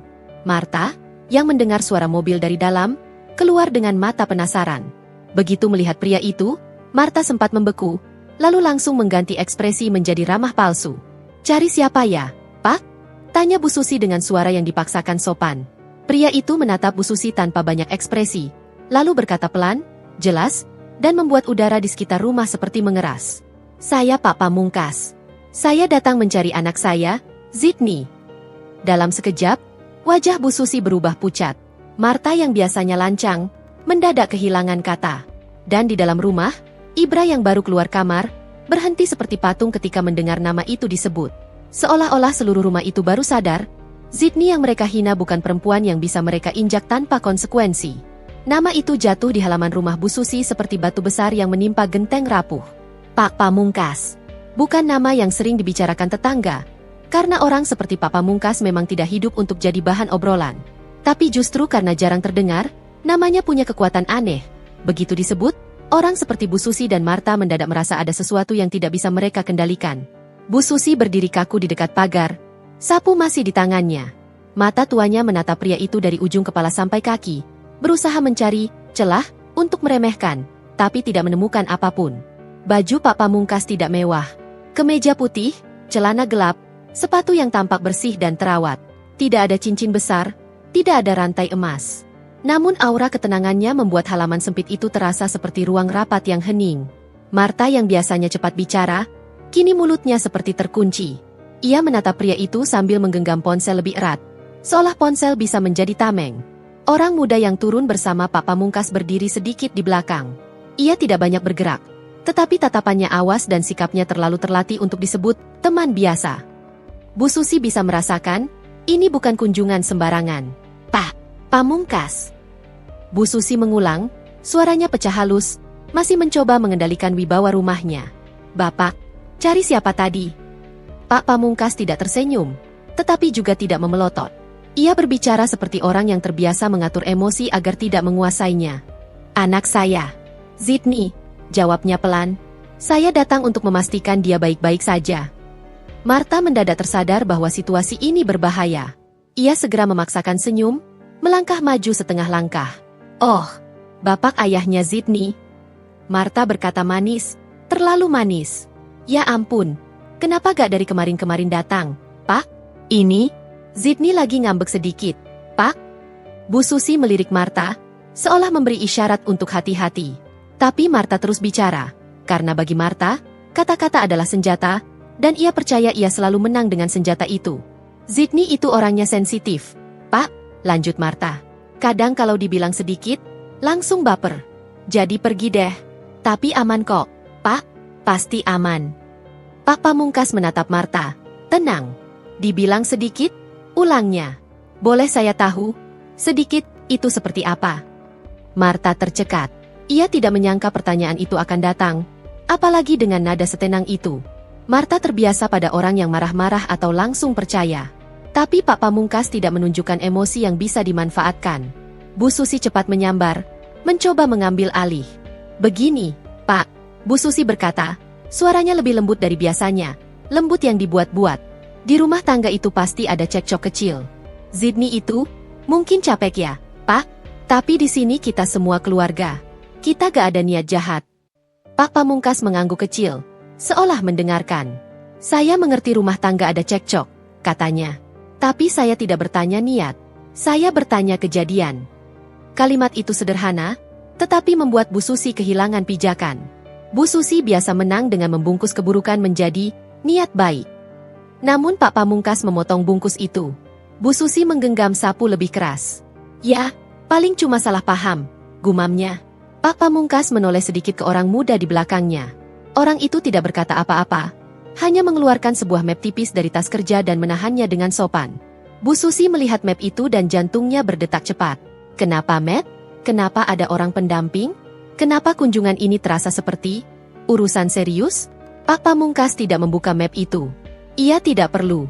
Ia hanya ingin menunjukkan bahwa ia datang dengan persiapan, bukan sekadar emosi. Sebelum saya bertanya lebih jauh, kata Pak Pamungkas, saya ingin bertemu Ibra. Sekarang. Nama Ibra disebut seperti ketukan palu. Di dalam rumah, Ibra yang baru keluar kamar dan berdiri di balik pintu, terdiam. Wajahnya pucat. Ia sempat berharap kunjungan ini tidak sampai menyebut dirinya. Tapi harapan itu runtuh. Bu Susi berbalik cepat. Ibra, keluar. Ada tamu. Ibra melangkah keluar ke teras, kemejanya belum rapi, rambutnya masih berantakan seperti orang yang baru bangun. Namun yang membuatnya terlihat paling buruk bukan penampilan, melainkan tatapan matanya yang bingung dan takut. Pak Pamungkas menatap Ibra beberapa detik. Lalu ia mengangguk pelan, tidak menghina, tidak merendahkan. Justru ketenangan itu membuat Ibra semakin kecil. Kamu Ibra, kata Pak Pamungkas. Iya, Pak, jawab Ibra. Pak Pamungkas melangkah satu langkah maju, masih menjaga jarak sopan. Saya ayah Zidni. Ibra menelan ludah. Iya, Pak. Pak Pamungkas menatap wajah Ibra dengan teliti, seperti orang tua yang sedang menilai, apakah lelaki ini pantas untuk anaknya? Saya tanya langsung, kata Pak Pamungkas. Zidni di mana? Ibra membuka mulut, lalu menutupnya. Ia tidak tahu harus jawab apa. Ia memang tidak tahu lokasi Zidni, tetapi ia juga tahu, jawaban, saya tidak tahu, akan membuka pertanyaan berikutnya. Kenapa kamu tidak tahu di mana istrimu? Bu Susi cepat menyelak, seperti biasa, membela anaknya, sekaligus menyelamatkan reputasi. Pak, Zidni itu pergi sendiri, kata Bu Susi. Kita juga gak ngerti. Saya sebagai mertua juga kaget. Marta menambahkan, lebih cepat lagi. Iya, Pak, Zidni ninggalin cincin. Jadi ya, mungkin dia lagi drama. Pak Pamungkas menoleh ke Marta. Dia meninggalkan cincin? Tanya Pak Pamungkas. Nadanya tetap datar, tapi ada sesuatu yang berubah. Ketenangan yang mulai punya ujung tajam. Marta mengangguk terlalu cepat. Iya, Pak, cincin nikah. Jadi ya, mungkin dia. Pak Pamungkas mengangkat telapak tangan, menghentikan Marta tanpa perlu meninggikan suara. Kalau seorang perempuan meninggalkan cincin, kata Pak Pamungkas, itu bukan drama. Itu tanda dia sudah sampai batas. Bu Susi tersentak. Marta memucat sedikit, tetapi berusaha menutupinya dengan senyum palsu. Pak Pamungkas kembali menatap Ibra. Ibra, panggilnya. Saya ingin dengar dari kamu, bukan dari orang lain. Kenapa dia pergi? Ibra mengusap tengkuknya, kebiasaan saat gugup. Ia melirik Bu Susi, melirik Marta, seolah meminta arahan. Namun Pak Pamungkas menangkap gerakan itu. Kamu sering melihat ke mereka saat harus menjawab? Tanya Pak Pamungkas, masih tenang. Ibra tersedak. Enggak, Pak. Saya cuma. Kalau kamu cuma, Pak Pamungkas memotong halus. Itu artinya kamu belum memutuskan.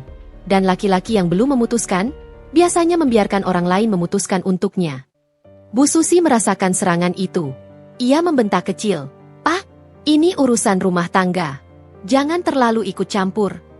Kalimat itu keluar begitu saja, karena Bu Susi panik. Bu Susi takut. Ia takut kendali rumah ini diambil orang luar. Namun Pak Pamungkas tidak bereaksi berlebihan. Ia hanya menatap Bu Susi, dan saat ia bicara, suaranya pelan tapi mengunci. Bu Susi, katanya, ketika anak saya datang ke rumah ini sebagai istri, dia menjadi urusan rumah tangga kalian. Tapi ketika dia pergi dengan meninggalkan cincin dan harga dirinya terluka, dia kembali jadi urusan saya. Bu Susi terdiam. Marta mencoba menyelamatkan suasana dengan tertawa kecil. Pak, jangan gitu dong. Kita semua kan keluarga. Zidni itu, ya, memang anak bapak, tapi sekarang kan dia istri Ibra. Pak Pamungkas menatap Marta dengan tatapan yang akhirnya membuat Marta tidak nyaman. Kamu Marta, kata Pak Pamungkas, bukan bertanya, menyatakan. Marta berkedip, lalu tersenyum. Iya, Pak. Baik, kata Pak Pamungkas. Saya juga ingin tahu satu hal. Selama Zidni di sini, kamu tinggal di sini juga? Marta mendadak kaku. Iya, kan ini rumah ibu. Pak Pamungkas mengangguk. Kamu bekerja? Pertanyaan itu seperti jarum. Marta tertawa kecil, berusaha santai. Ya, kadang-kadang, Pak. Saya bantu-bantu juga. Pak Pamungkas tidak mengejar soal pekerjaan. Ia hanya menatap Marta sebentar, lalu berkata pelan. Menumpang bukan masalah. Tapi menumpang sambil merasa berkuasa, itu masalah. Marta seperti disiram air dingin. Bu Susi langsung naik darah. Pak, Marta itu anak saya, bentak Bu Susi. Pak Pamungkas mengangguk. Dan Zidni anak saya. Keduanya saling tatap. Bu Susi biasanya menang dengan suara. Tapi di depan Pak Pamungkas, suara Bu Susi tidak ada bobot. Orang muda pendamping Pak Pamungkas maju sedikit. Sopan. Pak, apakah perlu saya? Pak Pamungkas mengangkat tangan, menghentikan. Belum. Lalu ia kembali menatap Ibra. Saya tidak akan membuat keributan di sini, katanya. Saya menghargai privasi semua orang. Tapi saya perlu satu hal, alamat atau lokasi Zidni. Kalau kamu tidak tahu, kamu ikut saya. Kita cari. Ibra membeku. Ia melihat Bu Susi yang mulai gelisah. Bu Susi jelas tidak suka kalau anaknya dibawa oleh orang lain. Ngapain Ibra ikut bapak? Bu Susi menyela cepat. Biar saya saja yang telepon Zidni. Ibra harus kerja. Pak Pamungkas menghela napas pelan. Bu Susi, katanya, dengan hormat, kalau telepon Anda bisa membuat Zidni kembali, dia sudah kembali sejak semalam. Bu Susi terdiam, seperti ditampar fakta. Ibra menelan. Ia tahu Pak Pamungkas benar. Sejak tadi pagi ia juga sudah berusaha. Tapi ia lebih banyak memikirkan amarah ibunya daripada luka istrinya. Di tengah kebingungan itu, ponsel Ibra bergetar. Sebuah notifikasi masuk. Ibra menatap layar. Nama yang muncul, Zidni. Tangan Ibra gemetar. Ia mengangkat ponsel itu, seperti orang yang baru mendapat udara. Dia balas, kata Ibra lirih. Bu Susi langsung mendekat, ingin merebut ponsel. Baca. Dia bilang apa? Ibra refleks menahan ponsel itu, sesuatu yang jarang ia lakukan. Ia membaca pesan singkat Zidni yang masuk. Aku aman. Jangan cari kalau cuma untuk tenangin ibu. Ibra terdiam, kalimat itu sederhana, tetapi terasa seperti pintu yang tertutup. Bu Susi mendengus marah. Kurang ajar. Masih sempet-sempetnya nyalahin ibu. Marta cepat menyambar. Tuh kan, Pak. Zidni itu memang bikin ribet. Dia pergi, tapi nyalahin orang. Pak Pamungkas menatap pesan itu dari kejauhan. Ia tidak meminta ponsel, tetapi Ibra tanpa sadar memperlihatkannya. Pak Pamungkas membaca, lalu menatap Ibra lagi. Kamu mendengar itu? Tanya Pak Pamungkas. Dia tidak bilang, aku benci kalian. Dia hanya bilang satu hal, jangan cari kalau hanya untuk menenangkan ibumu. Kalimat itu membuat Bu Susi dan Marta tersentak. Pak Pamungkas melanjutkan, artinya dia merasa selama ini, kebutuhannya tidak pernah jadi prioritas. Ibra mengusap wajahnya. Suaranya serak.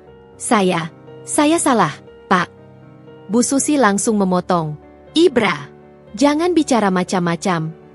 Tapi Pak Pamungkas menatap Ibra dengan tenang. Teruskan. Ibra menarik napas panjang, dan untuk pertama kalinya, ia bicara tanpa melihat ibunya terlebih dulu. Semalam, ada ribut, kata Ibra pelan.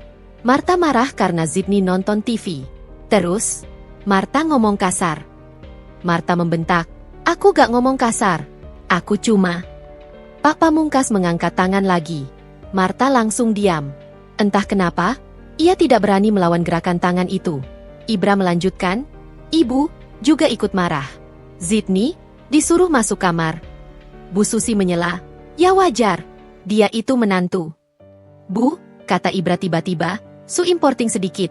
Tunggu dulu. Bu Susi terdiam, kaget. Marta menatap Ibra seolah tidak percaya. Ibra menyuruh ibunya menunggu. Ibra menelan. Ia seperti orang yang baru pertama kali belajar bicara.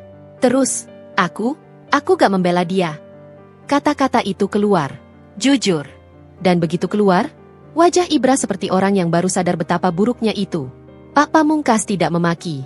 Ia hanya mengangguk pelan, seolah sudah menduga. Kenapa? Tanya Pak Pamungkas. Ibra menunduk. Saya takut ribut. Pak Pamungkas memandangnya lama. Ribut itu sering dianggap musuh, katanya. Padahal kadang ribut adalah tanda ada yang harus diperbaiki. Yang jadi musuh sebenarnya adalah diam ketika salah. Kata-kata itu seperti menekan dada Ibra. Ia terdiam, karena tidak punya jawaban. Bu Susi mencoba kembali menguasai. Pak, saya ini cuma pengen yang terbaik untuk anak saya. Ibra butuh keturunan. Zidni itu? Ya, gimana? Marta memanfaatkan celah itu. Iya, Pak. Masalah utamanya kan itu. Zidni mandul. Begitu kata, mandul, keluar, udara terasa berubah. Ibra membeku. Bu Susi menegakkan dagu. Marta merasa menang. Namun Pak Pamungkas tidak tersulut. Ia hanya menatap Marta, lalu menatap Bu Susi. Siapa yang bilang Zidni mandul? Tanya Pak Pamungkas. Marta langsung menjawab, terlalu cepat. Ya, kita lihat aja, Pak. Udah lama nikah, gak ada anak. Pak Pamungkas mengangguk. Jadi tidak ada pemeriksaan dokter. Tidak ada bukti. Hanya kesimpulan berdasarkan waktu. Bu Susi menyahut. Kalau perempuan normal, harusnya cepat. Ini kan aneh. Pak Pamungkas menatap Bu Susi. Tenang tapi semakin dingin. Bu Susi, katanya, Anda yakin perempuan selalu sumber masalah dalam urusan keturunan? Bu Susi terdiam, tapi tidak mengalah. Bukan begitu, Pak. Pak Pamungkas tidak melanjutkan debat itu. Ia memutar arah pembicaraan, tepat ke inti yang penting hari ini. Saya tidak datang untuk membahas kesimpulan Anda, kata Pak Pamungkas. Saya datang untuk membawa anak saya pulang, atau setidaknya memastikan dia aman. Ia menoleh ke Ibra. Kamu akan ikut saya mencari dia? Ibra menatap Bu Susi, lalu menatap Marta. Mata mereka seperti memegangnya dari kedua sisi. Lalu Ibra menatap Pak Pamungkas. Dan di dalam tatapan itu, Ibra seperti anak kecil yang tersesat dan baru sadar ia harus memilih jalan. Iya, Pak, kata Ibra akhirnya, suara lirih. Bu Susi langsung naik suara. Intelektual? Masa Ibra ikut orang luar? Ini keluarga kita. Pak Pamungkas menatap Bu Susi dengan sopan. Bu Susi, katanya, saya bukan orang luar dalam urusan ini. Saya ayahnya. Dan Ibra suaminya. Kalau suami tidak bisa mencari istrinya, lalu siapa yang harus? Bu Susi ingin membalas, tapi tidak ada kalimat yang cukup kuat. Marta mencoba menyelamatkan dirinya sendiri, buru-buru berkata, Pak, kalau perlu, saya ikut. Biar saya yang bujuk Zidni. Saya kan kakaknya Ibra. Saya bisa. Pak Pamungkas menatap Marta. Tidak perlu. Dua kata itu membuat Marta membeku. Dingin, tegas, tanpa ruang untuk debat. Orang muda pendamping Pak Pamungkas membuka pintu mobil, mempersilakan. Ibra berdiri di ambang, ragu sejenak. Pak Pamungkas menatapnya. Masuk, katanya pendek. Ibra menuruti. Bu Susi berdiri di teras, menatap mobil itu dengan wajah campur aduk. Takut, marah, malu. Marta menggigit bibir, menahan kekesalan karena merasa ditolak dan dipandang rendah. Mobil melaju, meninggalkan rumah yang mendadak terasa sempit. Di dalam mobil, suasana hening. Pak Pamungkas duduk tegak, tatapannya lurus ke depan. Ibra duduk di samping, gelisah, tangannya meremas-remas celana. Akhirnya Ibra bicara pelan, Pak, Saya minta maaf. Pak Pamungkas tidak menoleh langsung. Maaf tidak selalu memperbaiki, katanya. Tapi maaf bisa jadi awal kalau kamu serius. Ibra mengangguk, menunduk. Saya gak tahu harus gimana. Pak Pamungkas menoleh sedikit. Kamu tahu harus bagaimana, katanya. Kamu hanya memilih tidak melakukannya. Ibra menutup mata, seperti tertusuk. Ia tidak bisa membantah. Pak Pamungkas lalu berkata, kirim lokasi terakhir yang kamu tahu. Atau orang yang mungkin dia hubungi. Ibra membuka ponsel, mencari-cari. Ia menyebutkan kemungkinan penginapan kecil yang pernah mereka lewati. Ia juga menyebutkan satu lokasi minimarket dekat tempat itu. Karena Zidni pernah bilang itu area yang aman untuk menunggu ojek. Orang muda pendamping Pak Pamungkas mengangguk. Lalu menghubungi seseorang lewat earphone kecil. Suaranya pelan, tapi geraknya efektif. Ibra semakin yakin, Pak Pamungkas bukan orang yang mengandalkan emosi. Ia mengandalkan sistem. Dan itulah yang membuat Ibra semakin malu. Karena selama ini, ia membiarkan hidupnya dikendalikan ibunya, bukan dirinya sendiri. Tidak lama kemudian, mobil berhenti di depan penginapan kecil. Tempatnya sederhana, tapi bersih. Pak Pamungkas turun lebih dulu, tanpa tergesa. Ibra mengikuti, jantungnya seperti diperas. Di lobi, resepsionis menatap mereka dengan sopan. Orang muda pendamping berbicara singkat, tidak kasar, tidak mengancam. Hanya menunjukkan identitas dengan cara yang membuat semua orang ingin bekerja sama. Beberapa menit kemudian, resepsionis menunjuk arah koridor. Pak Pamungkas mengangguk, melangkah di depan pintu kamar. Pak Pamungkas berhenti. Ia tidak mengetuk keras. Ia mengetuk pelan, ketukan yang sopan, tapi jelas. Zidni, panggilnya pelan. Di dalam kamar, Zidni yang sejak tadi memeluk lutut di ranjang, terdiam. Jantungnya berhenti sepersekian detik. Ia mengenali suara itu. Suara yang selalu tenang. Suara yang selalu membuatnya ingin menangis karena akhirnya ada tempat pulang. Zidni berdiri perlahan, mendekat ke pintu.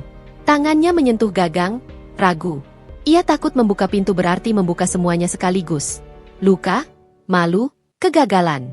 Namun suara ayahnya terdengar lagi, lembut. Sayang, kata Pak Pamungkas, dan panggilan itu langsung meruntuhkan pertahanan Zidni. Buka pintunya. Ayah di sini. Zidni membuka pintu pelan. Pak Pamungkas berdiri di depan sana, menatap putrinya tanpa menghakimi.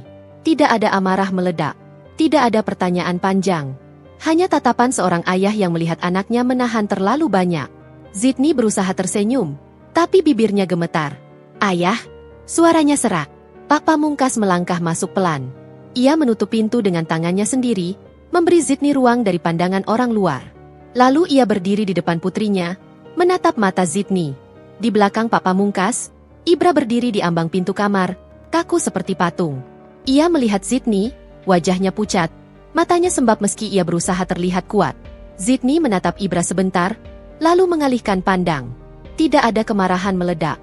Justru itu yang membuat Ibra merasa lebih bersalah. Pak Pamungkas akhirnya bicara. Suaranya pelan, tapi setiap katanya jelas dan berat. Kalau kamu mau kembali, katanya pada Zidni, kembali karena kamu dihormati. Bukan karena kamu terbiasa diinjak. Zidni menutup mata. Air mata jatuh. Akhirnya, tanpa bisa ia tahan lagi. Dan di luar kamar sederhana itu, nasib rumah tangga Zidni mulai bergeser, bukan karena kekuatan uang, tetapi karena akhirnya ada seseorang yang menolak membiarkan Zidni diperlakukan seperti bukan manusia. Pintu kamar penginapan itu tertutup pelan setelah Pak Pamungkas masuk. Suasana langsung berubah, bukan menjadi hangat seperti pelukan, melainkan menjadi aman seperti dinding yang akhirnya berdiri di antara Zidni dan dunia yang barusan menelanjanginya. Zidni masih berdiri dekat pintu, tangan kanannya memegang gagang seperti orang yang takut kalau semuanya ini mimpi. Matanya merah, tapi ia berusaha menahan tangis. Ia tidak ingin terlihat lemah di depan ayahnya, meski ia tahu Pak Pamungkas tidak pernah menertawakan luka. Pak Pamungkas menatap putrinya lama. Tatapannya tidak menuntut penjelasan. Tidak pula berisi amarah yang meledak-ledak. Itu tatapan seorang ayah yang memeriksa, apakah anaknya masih utuh. Duduk, kata Pak Pamungkas pelan. Zidni menurut. Ia duduk di tepi ranjang, kedua tangan menggenggam ujung selimut. Pak Pamungkas tidak langsung duduk. Ia berdiri sebentar, menoleh ke jendela seperti memastikan tak ada siapapun yang mengintip, lalu menutup tirai sedikit. Baru setelah itu ia menoleh ke Ibra yang masih berdiri di ambang pintu kamar dengan wajah seperti orang yang ingin lari tapi tidak punya tempat. Kamu masuk atau keluar? Tanya Pak Pamungkas, suaranya datar. Ibra menelan ludah. Saya, masuk, Pak. Kalau masuk, masuk sebagai suami yang bertanggung jawab. Bukan sebagai penonton, ujar Pak Pamungkas. Kalimat itu tidak keras, tapi cukup membuat Ibra tersentak. Ia melangkah masuk, berdiri sedikit jauh dari Zidni, seperti orang yang merasa tidak pantas mendekat. Pak Pamungkas menunjuk kursi dekat meja kecil. Duduk. Ibra duduk perlahan. Tangan Ibra meremas celana. Matanya beberapa kali melirik Zidni, tapi Zidni tidak menatap balik.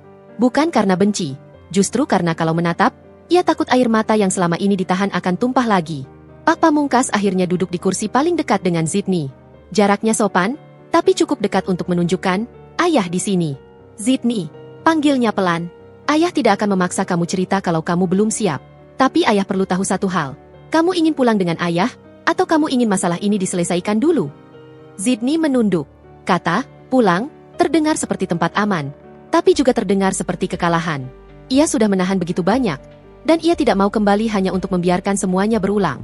Aku gak mau balik rumah itu kalau mereka masih menganggap aku bukan siapa-siapa, suara Zidni serak. Pak Pamungkas mengangguk pelan. Itu jawaban yang bagus. Ibra menarik napas, seperti ingin bicara. Zidni mendahului, tanpa melihatnya. Aku juga gak mau balik kalau suamiku masih memalingkan wajah. Kalimat itu menancap tepat di dada Ibra. Ia menunduk, bibirnya bergerak, tapi tidak ada suara. Pak Pamungkas menatap Ibra. Kamu dengar? Ibra mengangguk kecil. Saya dengar, Pak.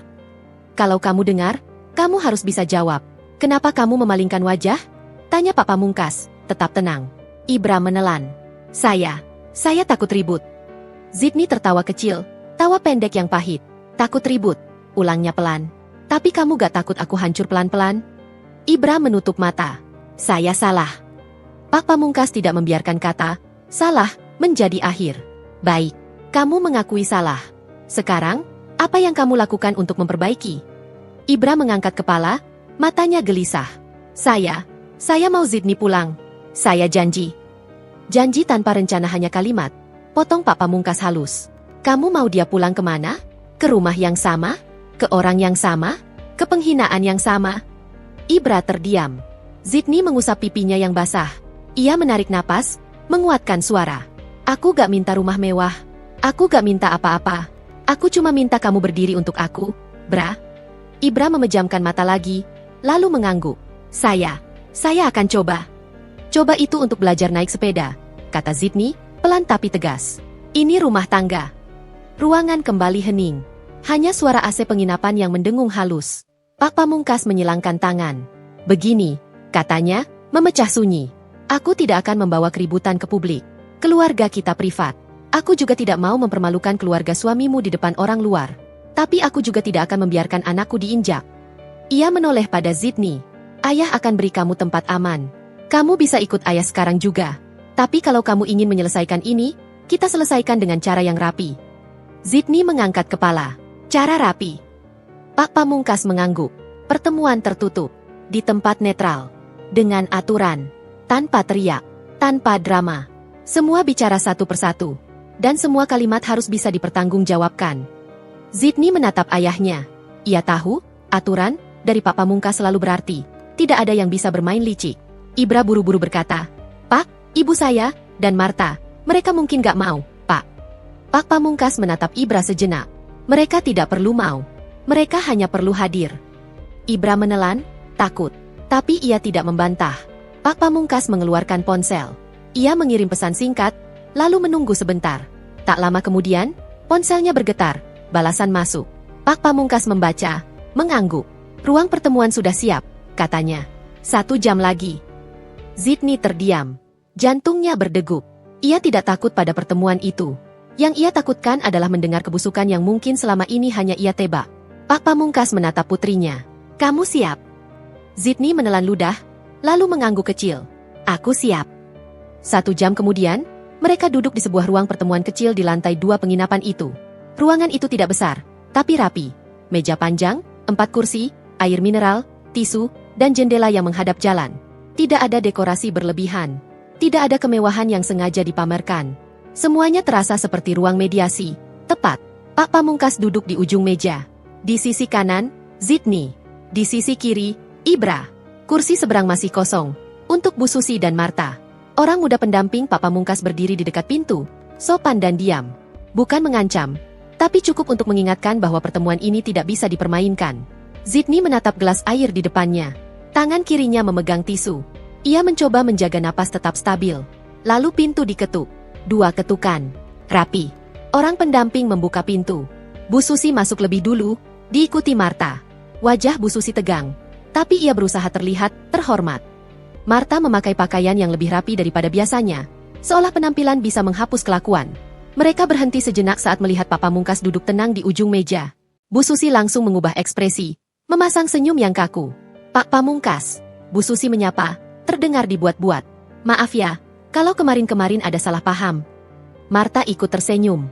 Iya, Pak, kita ini keluarga. Jangan dibawa serius. Zidni tetap diam. Matanya menatap lurus, tidak memohon, tidak menantang. Pak Pamungkas mengangguk singkat. Duduk. Nada suaranya datar, tidak memberi ruang basa-basi. Bu Susi dan Marta duduk di kursi seberang. Bu Susi tepat di depan Ibra, Marta di depan Zidni. Marta menatap Zidni dengan senyum tipis, seolah ingin berkata, lihat, kamu balik juga. Pak Pamungkas menatap semua orang satu persatu. Aturan pertemuan ini sederhana, katanya. Tidak ada teriakan, tidak ada saling potong. Kalau ada yang memotong, saya hentikan. Kalau ada yang menghina, saya akhiri pertemuan. Bu Susi menelan. Marta mengubah posisi duduk, sedikit tidak nyaman. Pak Pamungkas melanjutkan, saya tidak datang untuk mencari siapa paling benar. Saya datang untuk mencari siapa paling bertanggung jawab. Dan saya datang sebagai ayah, bukan sebagai musuh. Bu Susi buru-buru mengangguk.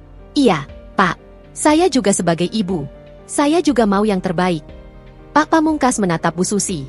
Baik, kita mulai dari fakta. Kenapa Zidni pergi dari rumah Anda? Bu Susi menarik napas, lalu berkata dengan nada, korban? Yaitu, Pak, Zidni itu sensitif. Dia tersinggung sedikit, langsung pergi. Saya sebagai mertua cuma menasihati. Marta menyahut cepat. Iya, Pak, kita cuma bilang dia jangan nonton TV di ruang keluarga kalau gak perlu. Soalnya itu ruang keluarga, bukan ruang pribadi. Pak Pamungkas mengangkat telapak tangan. Marta berhenti.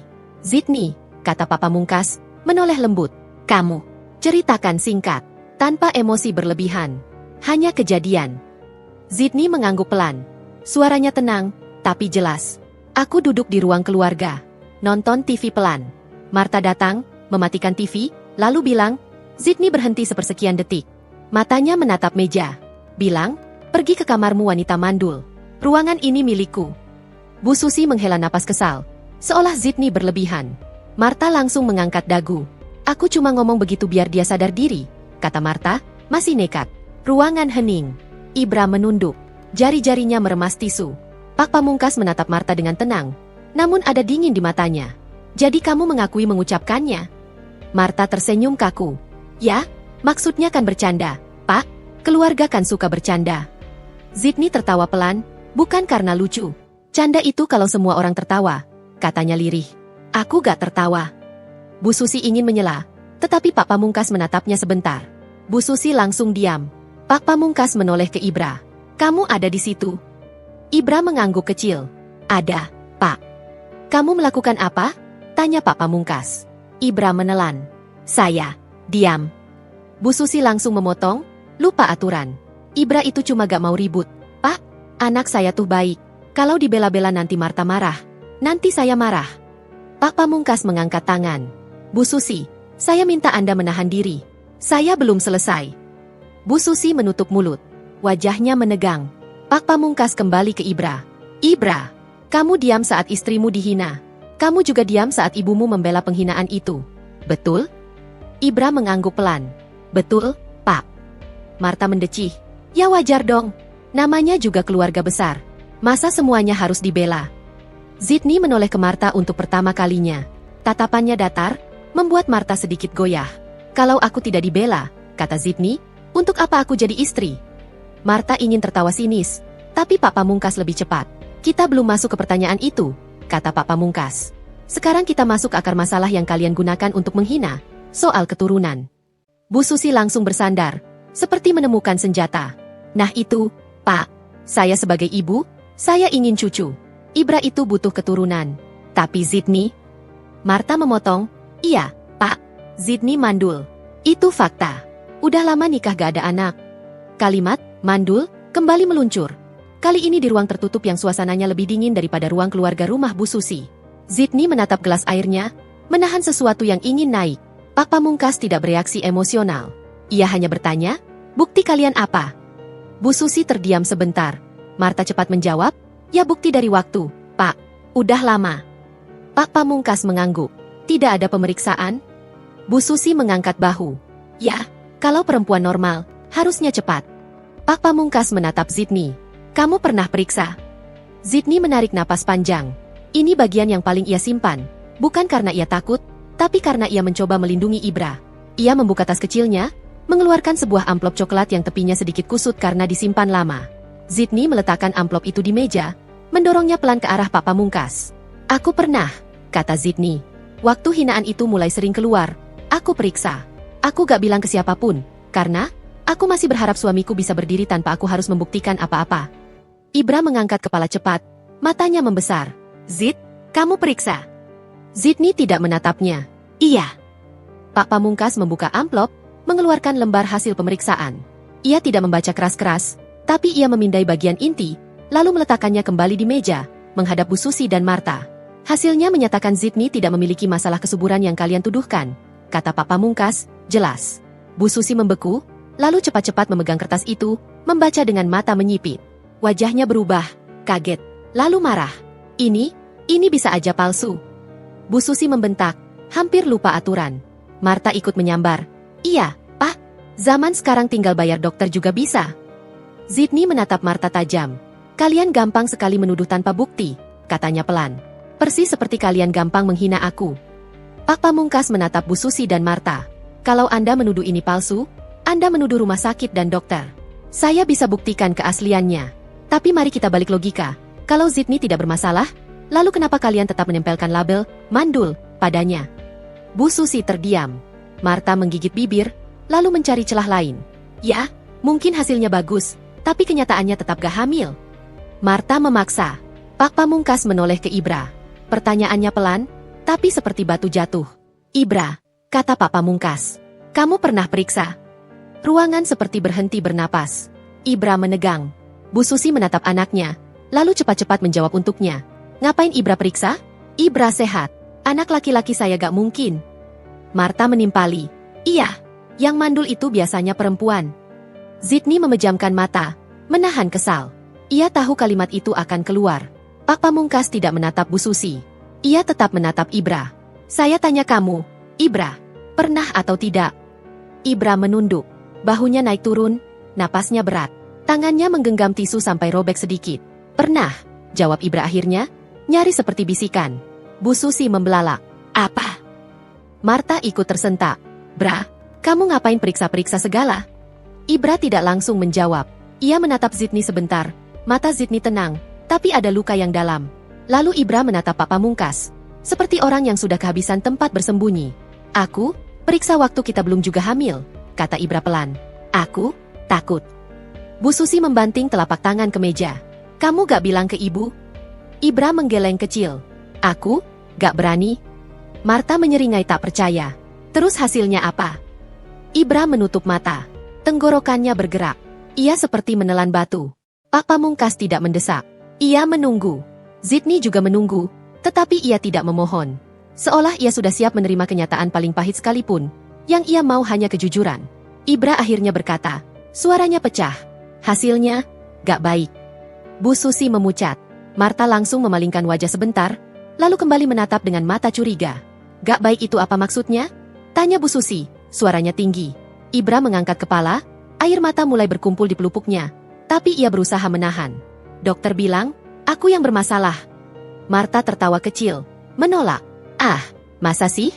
Kamu pasti salah dengar." Ibra menggeleng. "Enggak." Bu Susi mengguncang kepala keras, seperti ingin mengusir kenyataan. "Enggak, anak saya sehat. Kamu cuma stres. Itu dokter asal ngomong." Ibra menatap ibunya. "Bu, aku lihat hasilnya. Aku simpan." Kata, simpan, membuat Zidni menegang. Jadi selama ini, Ibra tahu. Dan ia tetap membiarkan Zidni dihina. Zidni menutup mata. Dadanya sakit, bukan karena fakta Ibra bermasalah, tetapi karena pengkhianatan diam yang menyertainya. "Kamu tahu," suara Zidni pelan, nyaris bergetar. Kamu tahu selama ini, tapi kamu biarkan mereka manggil aku mandul.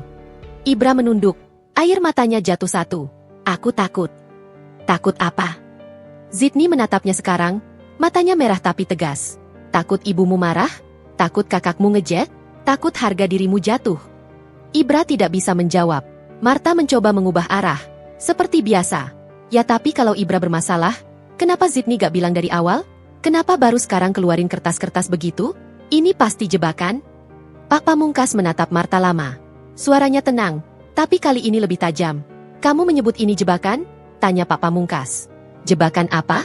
Anak saya tidak perlu menjebak siapapun. Dia bisa pergi kapan saja.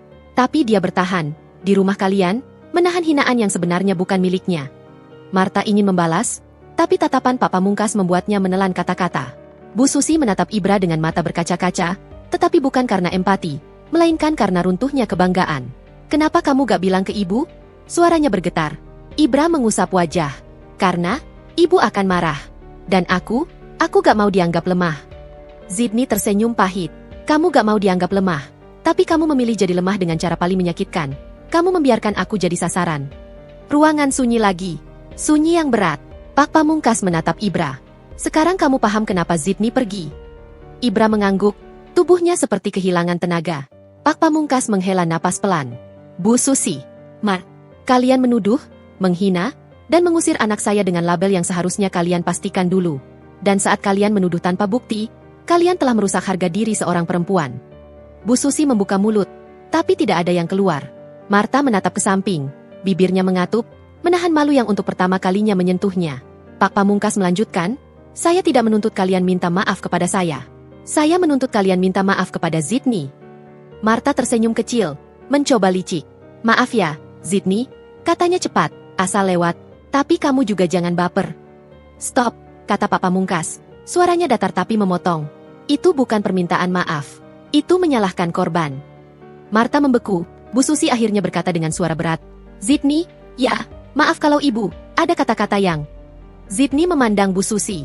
Bu, katanya pelan, aku gak butuh maaf yang dipaksakan. Aku butuh perubahan. Aku butuh dihormati. Aku butuh rumah yang tidak membuat aku merasa seperti sampah. Bu Susi menatap Zidni, lalu menatap Ibra. Ada amarah yang ingin meledak, tetapi ia menahan karena Pak Pamungkas ada di depan. Marta menggertakkan gigi. Terus kamu maunya apa? Kamu mau ninggalin Ibra karena hal begini? Kamu mau bikin keluarga ini hancur? Zidni menatap Marta. Keluarga ini hancur bukan karena aku pergi. Keluarga ini hancur karena kalian mengira kalian boleh mematahkan orang lain untuk merasa berkuasa. Marta hendak membalas, tapi Ibra mendadak berdiri. Kursinya berderit, membuat semua orang menoleh. Wajah Ibra pucat, tapi ada sesuatu yang berbeda di matanya. Bukan keberanian penuh, tapi awalnya.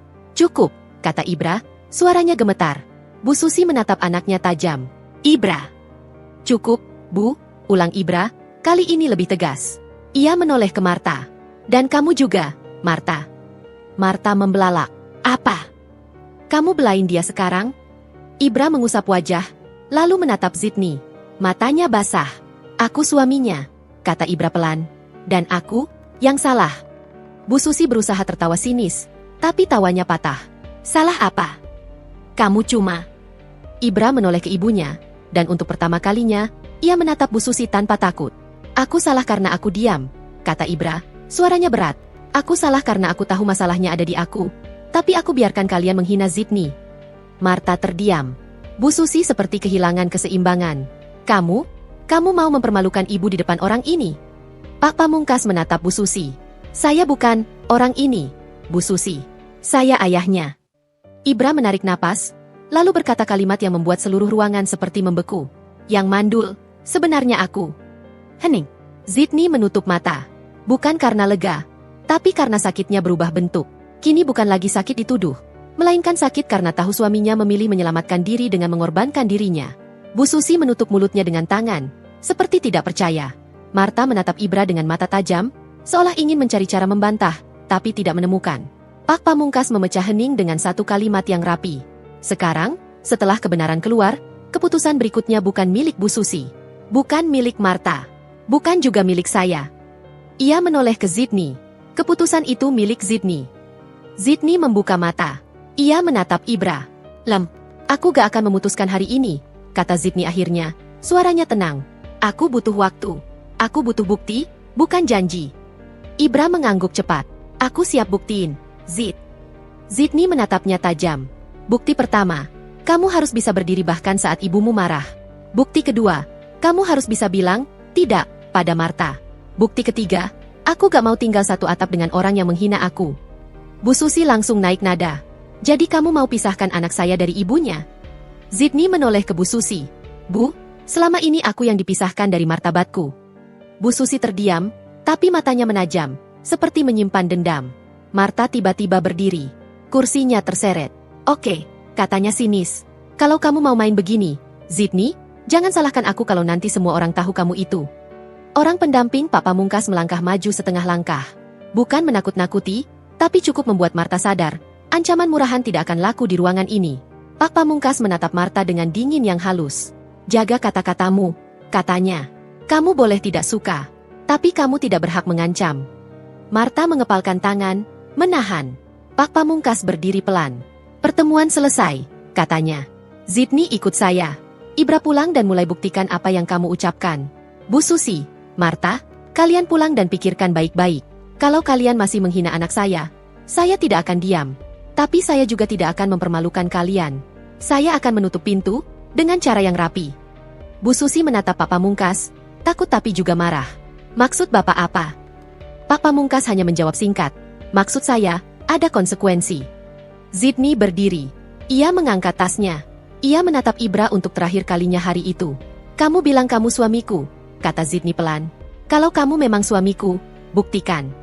Ibra mengangguk. Suaranya pecah. Aku akan buktiin. Saat Zidni melangkah keluar ruangan bersama Pak Pamungkas, Bu Susi masih duduk kaku, Marta menatap penuh kebencian, dan Ibra berdiri di tempat. Seolah baru sadar bahwa selama ini ia bukan hanya kehilangan anak, tapi hampir kehilangan istrinya. Dan di ambang pintu, sebelum benar-benar keluar, Zidni mendengar suara Ibra sekali lagi. Lebih tegas, lebih keras daripada sebelumnya, ditujukan pada dua perempuan yang selama ini memegang lehernya. Cukup. Aku suaminya. Dan aku yang salah. Malam di kota terasa lebih tenang ketika seseorang akhirnya punya tempat untuk bernapas. Zidni duduk di sofa ruang tamu sebuah rumah yang tidak ramai oleh sindiran. Rumah itu tidak gemerlap berlebihan, tapi rapi, bersih, dan sunyinya menenangkan, sunyi yang tidak mengancam. Ada aroma teh hangat, ada lampu kuning lembut, ada udara yang tidak memaksanya selalu waspada. Pak Pamungkas berdiri di dekat jendela, memandang keluar. Tidak ada rokok di tangannya. Tidak ada gelagat orang yang ingin melampiaskan marah. Ayahnya selalu begitu. Tegas bukan karena suaranya keras, tetapi karena ia tahu kapan harus menutup pintu. Ibra duduk di kursi terpisah, seperti tamu yang merasa tidak pantas duduk sejajar. Wajahnya kusut, matanya merah, bukan hanya karena lelah, tetapi karena ia baru saja menelan kenyataan yang selama ini ia kubur, bahwa kelemahannya telah melukai perempuan yang paling tulus menyayanginya. Zidni memegang cangkir teh. Tangannya sudah tidak gemetar seperti kemarin. Sakitnya masih ada, tapi ia mulai bisa menaruhnya di tempat yang benar, bukan di dada yang terus berdenyut, melainkan diingatan sebagai pelajaran. Pak Pamungkas membalik badan, menatap mereka berdua. Ayah akan tanya sekali, katanya pelan. Setelah itu, ayah akan menghormati keputusanmu, Zidni. Zidni mengangkat kepala. Kamu ingin mempertahankan pernikahan ini, atau kamu ingin selesai? Tanya Pak Pamungkas. Kalimat itu tidak dibumbui apapun. Tidak ada ancaman. Tidak ada harapan dipaksakan. Hanya ruang untuk memilih. Sesuatu yang sudah lama tidak Zidni miliki. Ibra menahan napas. Tangannya menggenggam lutut. Ia menatap Zidni dengan mata yang seolah berkata, tolong. Zidni tidak membalas dengan tatapan yang sama. Ia menatap lurus, tenang, lalu meletakkan cangkir di meja. Ayah, kata Zidni, suaranya lembut tapi jelas. Aku dulu memilih Ibra karena aku pikir, dia akan jadi rumah.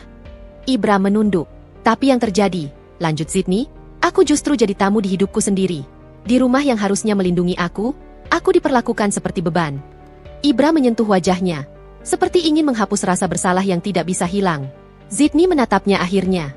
Bukan dengan benci, tapi dengan mata yang sudah lelah berharap. Bra, panggil Zidni pelan. Aku mau tanya satu hal. Dan jawab jujur.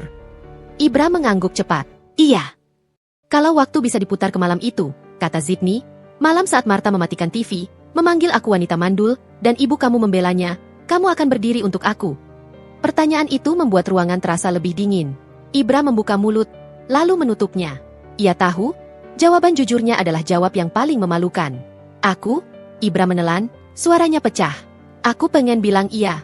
Tapi, kenyataannya, kalau aku masih jadi aku yang dulu, aku mungkin tetap diam. Sydney mengangguk pelan. Seolah ia sudah menduga. Berarti masalahnya bukan cuma malam itu, kata Sydney. Masalahnya adalah kamu. Ibra terisak. Menutup mulutnya agar suaranya tidak menjadi drama, tapi tetap lolos. Pak Pamungkas tidak menyela. Ia membiarkan itu terjadi, karena terkadang, laki-laki harus merasakan malu untuk bisa berubah. Sydney menarik napas panjang. Aku bukan benci kamu karena kamu mandul, katanya, tegas. Aku tidak pernah menganggap itu aib. Yang membuatku hancur adalah kamu tahu. Lalu kamu membiarkan aku dihina. Ibra mengangkat wajah, air mata jatuh. Aku takut, Zid. Aku juga takut, balas Sydney. Tapi aku tetap bertahan. Bedanya, aku bertahan untuk kita. Kamu bertahan untuk kenyamananmu. Kalimat itu menancap. Ibra menunduk lagi, tubuhnya gemetar. Sydney memejamkan mata sejenak. Lalu membuka lagi, lebih tenang. Aku sudah terlalu lama mengalah, katanya pada Pak Pamungkas. Sekarang aku mau memilih diriku sendiri. Pak Pamungkas mengangguk, pelan sekali, seolah sudah menyiapkan hati untuk jawaban itu. Jadi, suara Ibra serak. Kamu mau cerai? Sydney tidak menjawab cepat. Ia menatap Ibra lama, seperti menimbang sesuatu yang tidak hanya soal marah dan sakit, tapi soal kenyataan hidup ke depan. Aku mau pisah, kata Sydney akhirnya. Bukan karena aku ingin membalas. Tapi karena aku gak mau jadi perempuan yang kembali hanya untuk belajar mengalah lagi. Ibra memejamkan mata. Napasnya tertahan. Aku bisa berubah. Zid. Aku bisa pindah dari rumah ibu. Aku bisa. Sydney mengangkat tangan, menghentikan. Tidak kasar, tapi cukup. Aku percaya kamu bisa berubah, kata Sydney. Aku juga berharap kamu berubah. Ibra menatapnya, ada secercah harap. Tapi perubahan kamu tidak harus mengorbankan aku lagi sebagai percobaan. Lanjut Sydney. Harap di mata Ibra runtuh pelan. Seperti lampu yang dimatikan tanpa suara. Pak Pamungkas berjalan perlahan mendekat.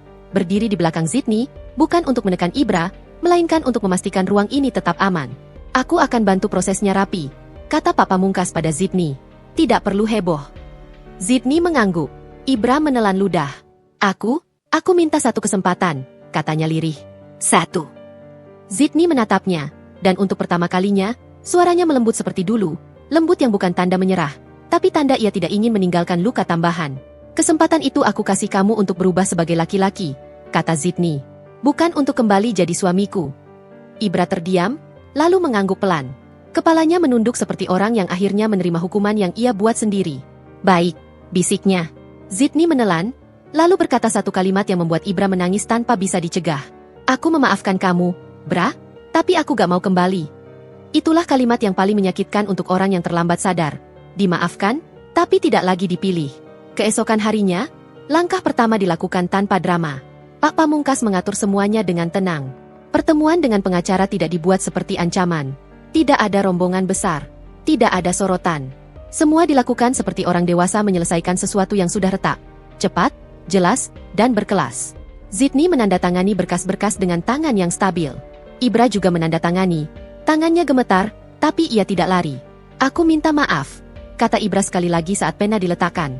Sydney mengangguk. Jaga dirimu. Jaga masa depanmu. Ibra menatapnya, seolah ingin mengucapkan sesuatu, tapi akhirnya hanya mengangguk. Setelah proses itu, Pak Pamungkas berkata satu hal pada Ibra sebelum mereka berpisah. Ibra, kata Pak Pamungkas, suaranya datar namun tegas. Kalau kamu benar-benar ingin membuktikan penyesalanmu, buktikan bukan dengan memaksa Sydney kembali. Buktikan dengan berhenti membiarkan ibumu dan kakakmu mengatur hidupmu. Ibra menunduk. Saya akan coba, Pak. Pak Pamungkas menatapnya singkat. Jangan coba. Lakukan. Ibra mengangguk. Lebih dalam. Iya. Sementara itu, rumah Bu Susi mulai merasakan sunyi yang menghukum dengan cara yang lebih nyata. Tidak ada Sydney yang menyiapkan makanan. Tidak ada Sydney yang membersihkan rumah. Tidak ada Sydney yang mengalah untuk meredakan konflik. Dan yang paling penting, tidak ada Sydney yang bisa dijadikan tempat melampiaskan rasa berkuasa. Bu Susi dan Marta mulai saling bentrok. Karena tanpa korban, mereka mulai memakan satu sama lain. Kenapa kamu gak masak? Bu Susi membentak suatu pagi. Marta membalas, lah emang itu tugas aku? Itu tugas menantu. Bu Susi menyeringai. Menantu udah pergi karena ulah kamu. Ulah aku. Marta tertawa sinis. Ibu juga ikut-ikutan. Ibu juga yang nyebut-nyebut mandul. Bu Susi membeku. Kata, mandul, kini jadi kutukan yang memantul balik. Dan ketika Ibra pulang ke rumah itu, Bukan dengan Zidni di sisinya, Bu Susi langsung menyambarnya. Mana Zidni? Tanya Bu Susi, suaranya tajam. Ibra menatap ibunya dengan mata yang berbeda. Mata yang sudah tidak ingin ditarik-tarik. Kita pisah, kata Ibra. Bu Susi menjerit. Apa? Gara-gara kamu gak tegas sama dia? Gara-gara dia ngadu ke bapaknya? Marta menyela. Ih, Bra, kamu bego. Kalau dia anak orang kaya, harusnya kamu pertahanin. Kalimat Marta itu seperti menelanjangi semuanya. Ibra menatap Marta lama. Dulu ia akan diam. Tapi hari itu, ia menarik napas dan berkata pelan. Pelan tapi keras di telinga mereka. Jadi selama ini, kamu benci dia. Tapi kalau dia kaya kamu mau aku pertahanin? Tanya Ibra. Marta terdiam. Bu Susi juga. Ibra menggeleng pelan. Seperti muak pada dirinya sendiri karena baru sadar sekarang. Aku udah cukup jadi laki-laki yang kalian atur, kata Ibra. Mulai hari ini, aku pindah. Bu Susi membelalak. Kamu mau ninggalin ibu? Ibra menatap ibunya. Aku gak ninggalin ibu.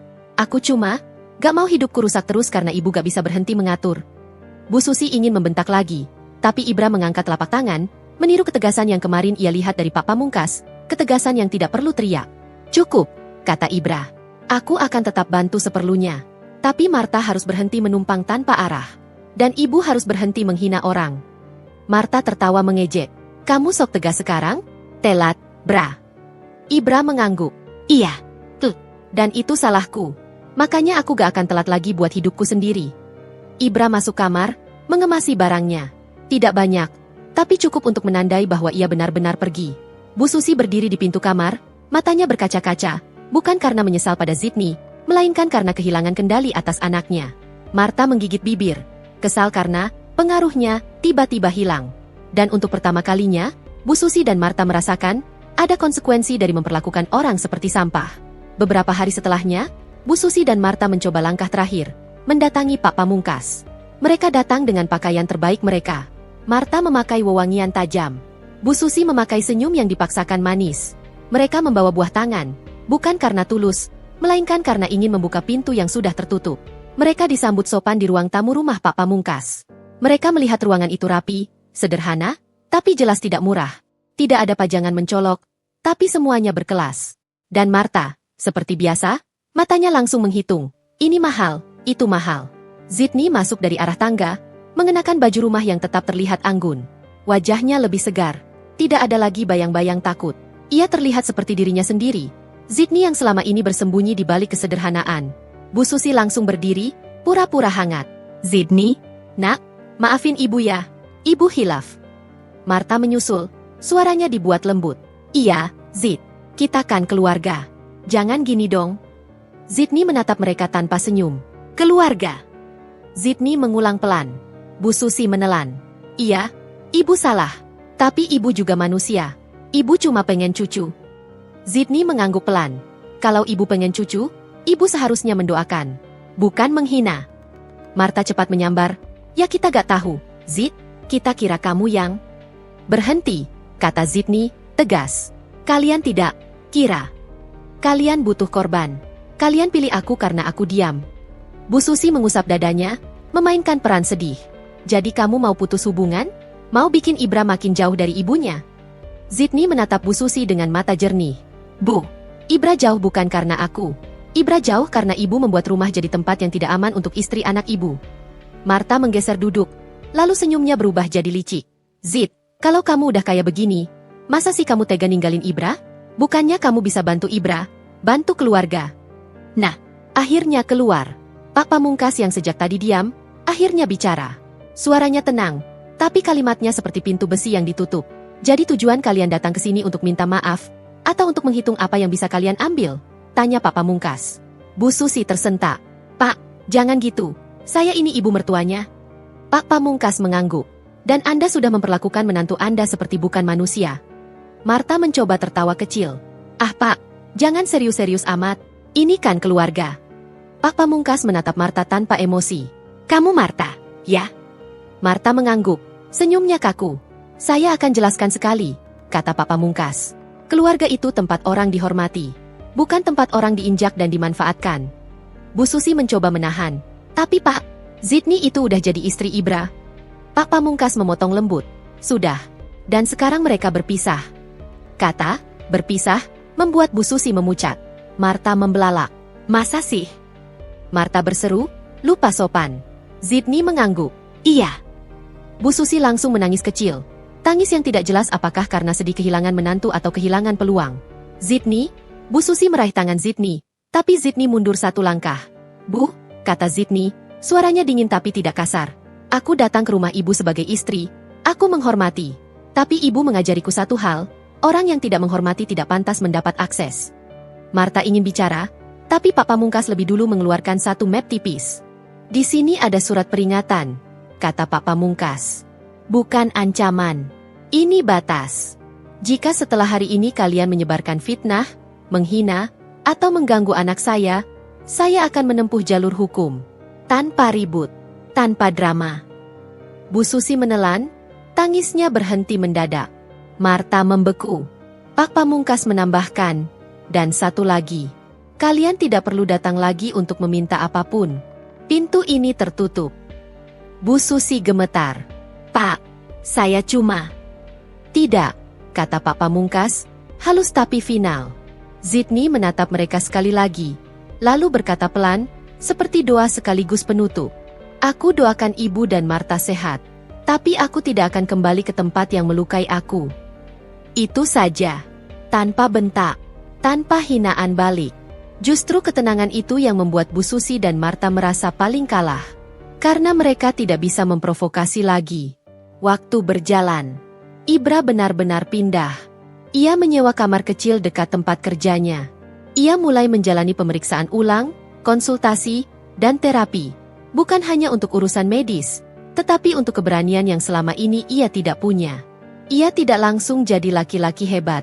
Perubahan tidak instan, tapi setidaknya, untuk pertama kalinya, ia berhenti menyalahkan orang lain.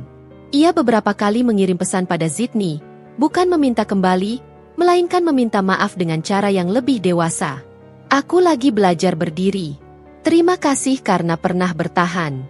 Maaf karena aku baru sadar setelah semuanya retak. Sydney membaca, lalu membalas singkat. Teruskan. Jangan ulangi pada perempuan lain. Itu bukan dingin. Itu adil. 6 bulan kemudian, Sydney duduk di ruang keluarganya sendiri. Ruangan yang tidak bisa direbut siapapun. Di depan televisi, ia memegang remote. Ia menyalakan TV sesuka hati. Volumenya ia atur sendiri. Ia memilih acara sendiri. Tidak ada langkah kaki yang mengancam dari belakang. Tidak ada tangan yang mematikan layar tanpa izin. Tidak ada suara yang memanggilnya, mandul, untuk merasa berkuasa. Pak Pamungkas lewat dari belakang, membawa secangkir teh, lalu menaruhnya di meja. Kamu baik? Tanya ayahnya, singkat. Sydney tersenyum, senyum yang kecil, tapi utuh. Sekarang aku baik, jawab Sydney. Pak Pamungkas mengangguk. Ia tidak bertanya lebih jauh, karena ia tahu, luka yang sembuh tidak perlu dipamerkan. Cukup dirasakan. Sydney menatap layar TV sebentar, lalu mematikan TV sendiri. Remote itu tetap di tangannya. Ia menatap telapak tangannya, lalu tersenyum lebih lebar, seolah baru sadar bahwa benda kecil itu adalah simbol sederhana dari sesuatu yang besar. Kendali atas hidupnya sendiri. Di luar, langit sore cerah. Dan untuk pertama kalinya setelah lama, Sydney merasa, rumah tangga yang hancur itu tidak mengambil dirinya. Ia justru menemukan dirinya. Ia tidak menang karena membalas hinaan. Ia menang karena memilih harga diri. Dan orang-orang yang dulu memanggilnya, wanita mandul, akhirnya belajar satu hal yang paling menyakitkan. Perempuan yang diam bukan berarti lemah. Kadang dia hanya sedang menunggu waktu yang tepat untuk pergi. Dengan kepala tegak, selesai.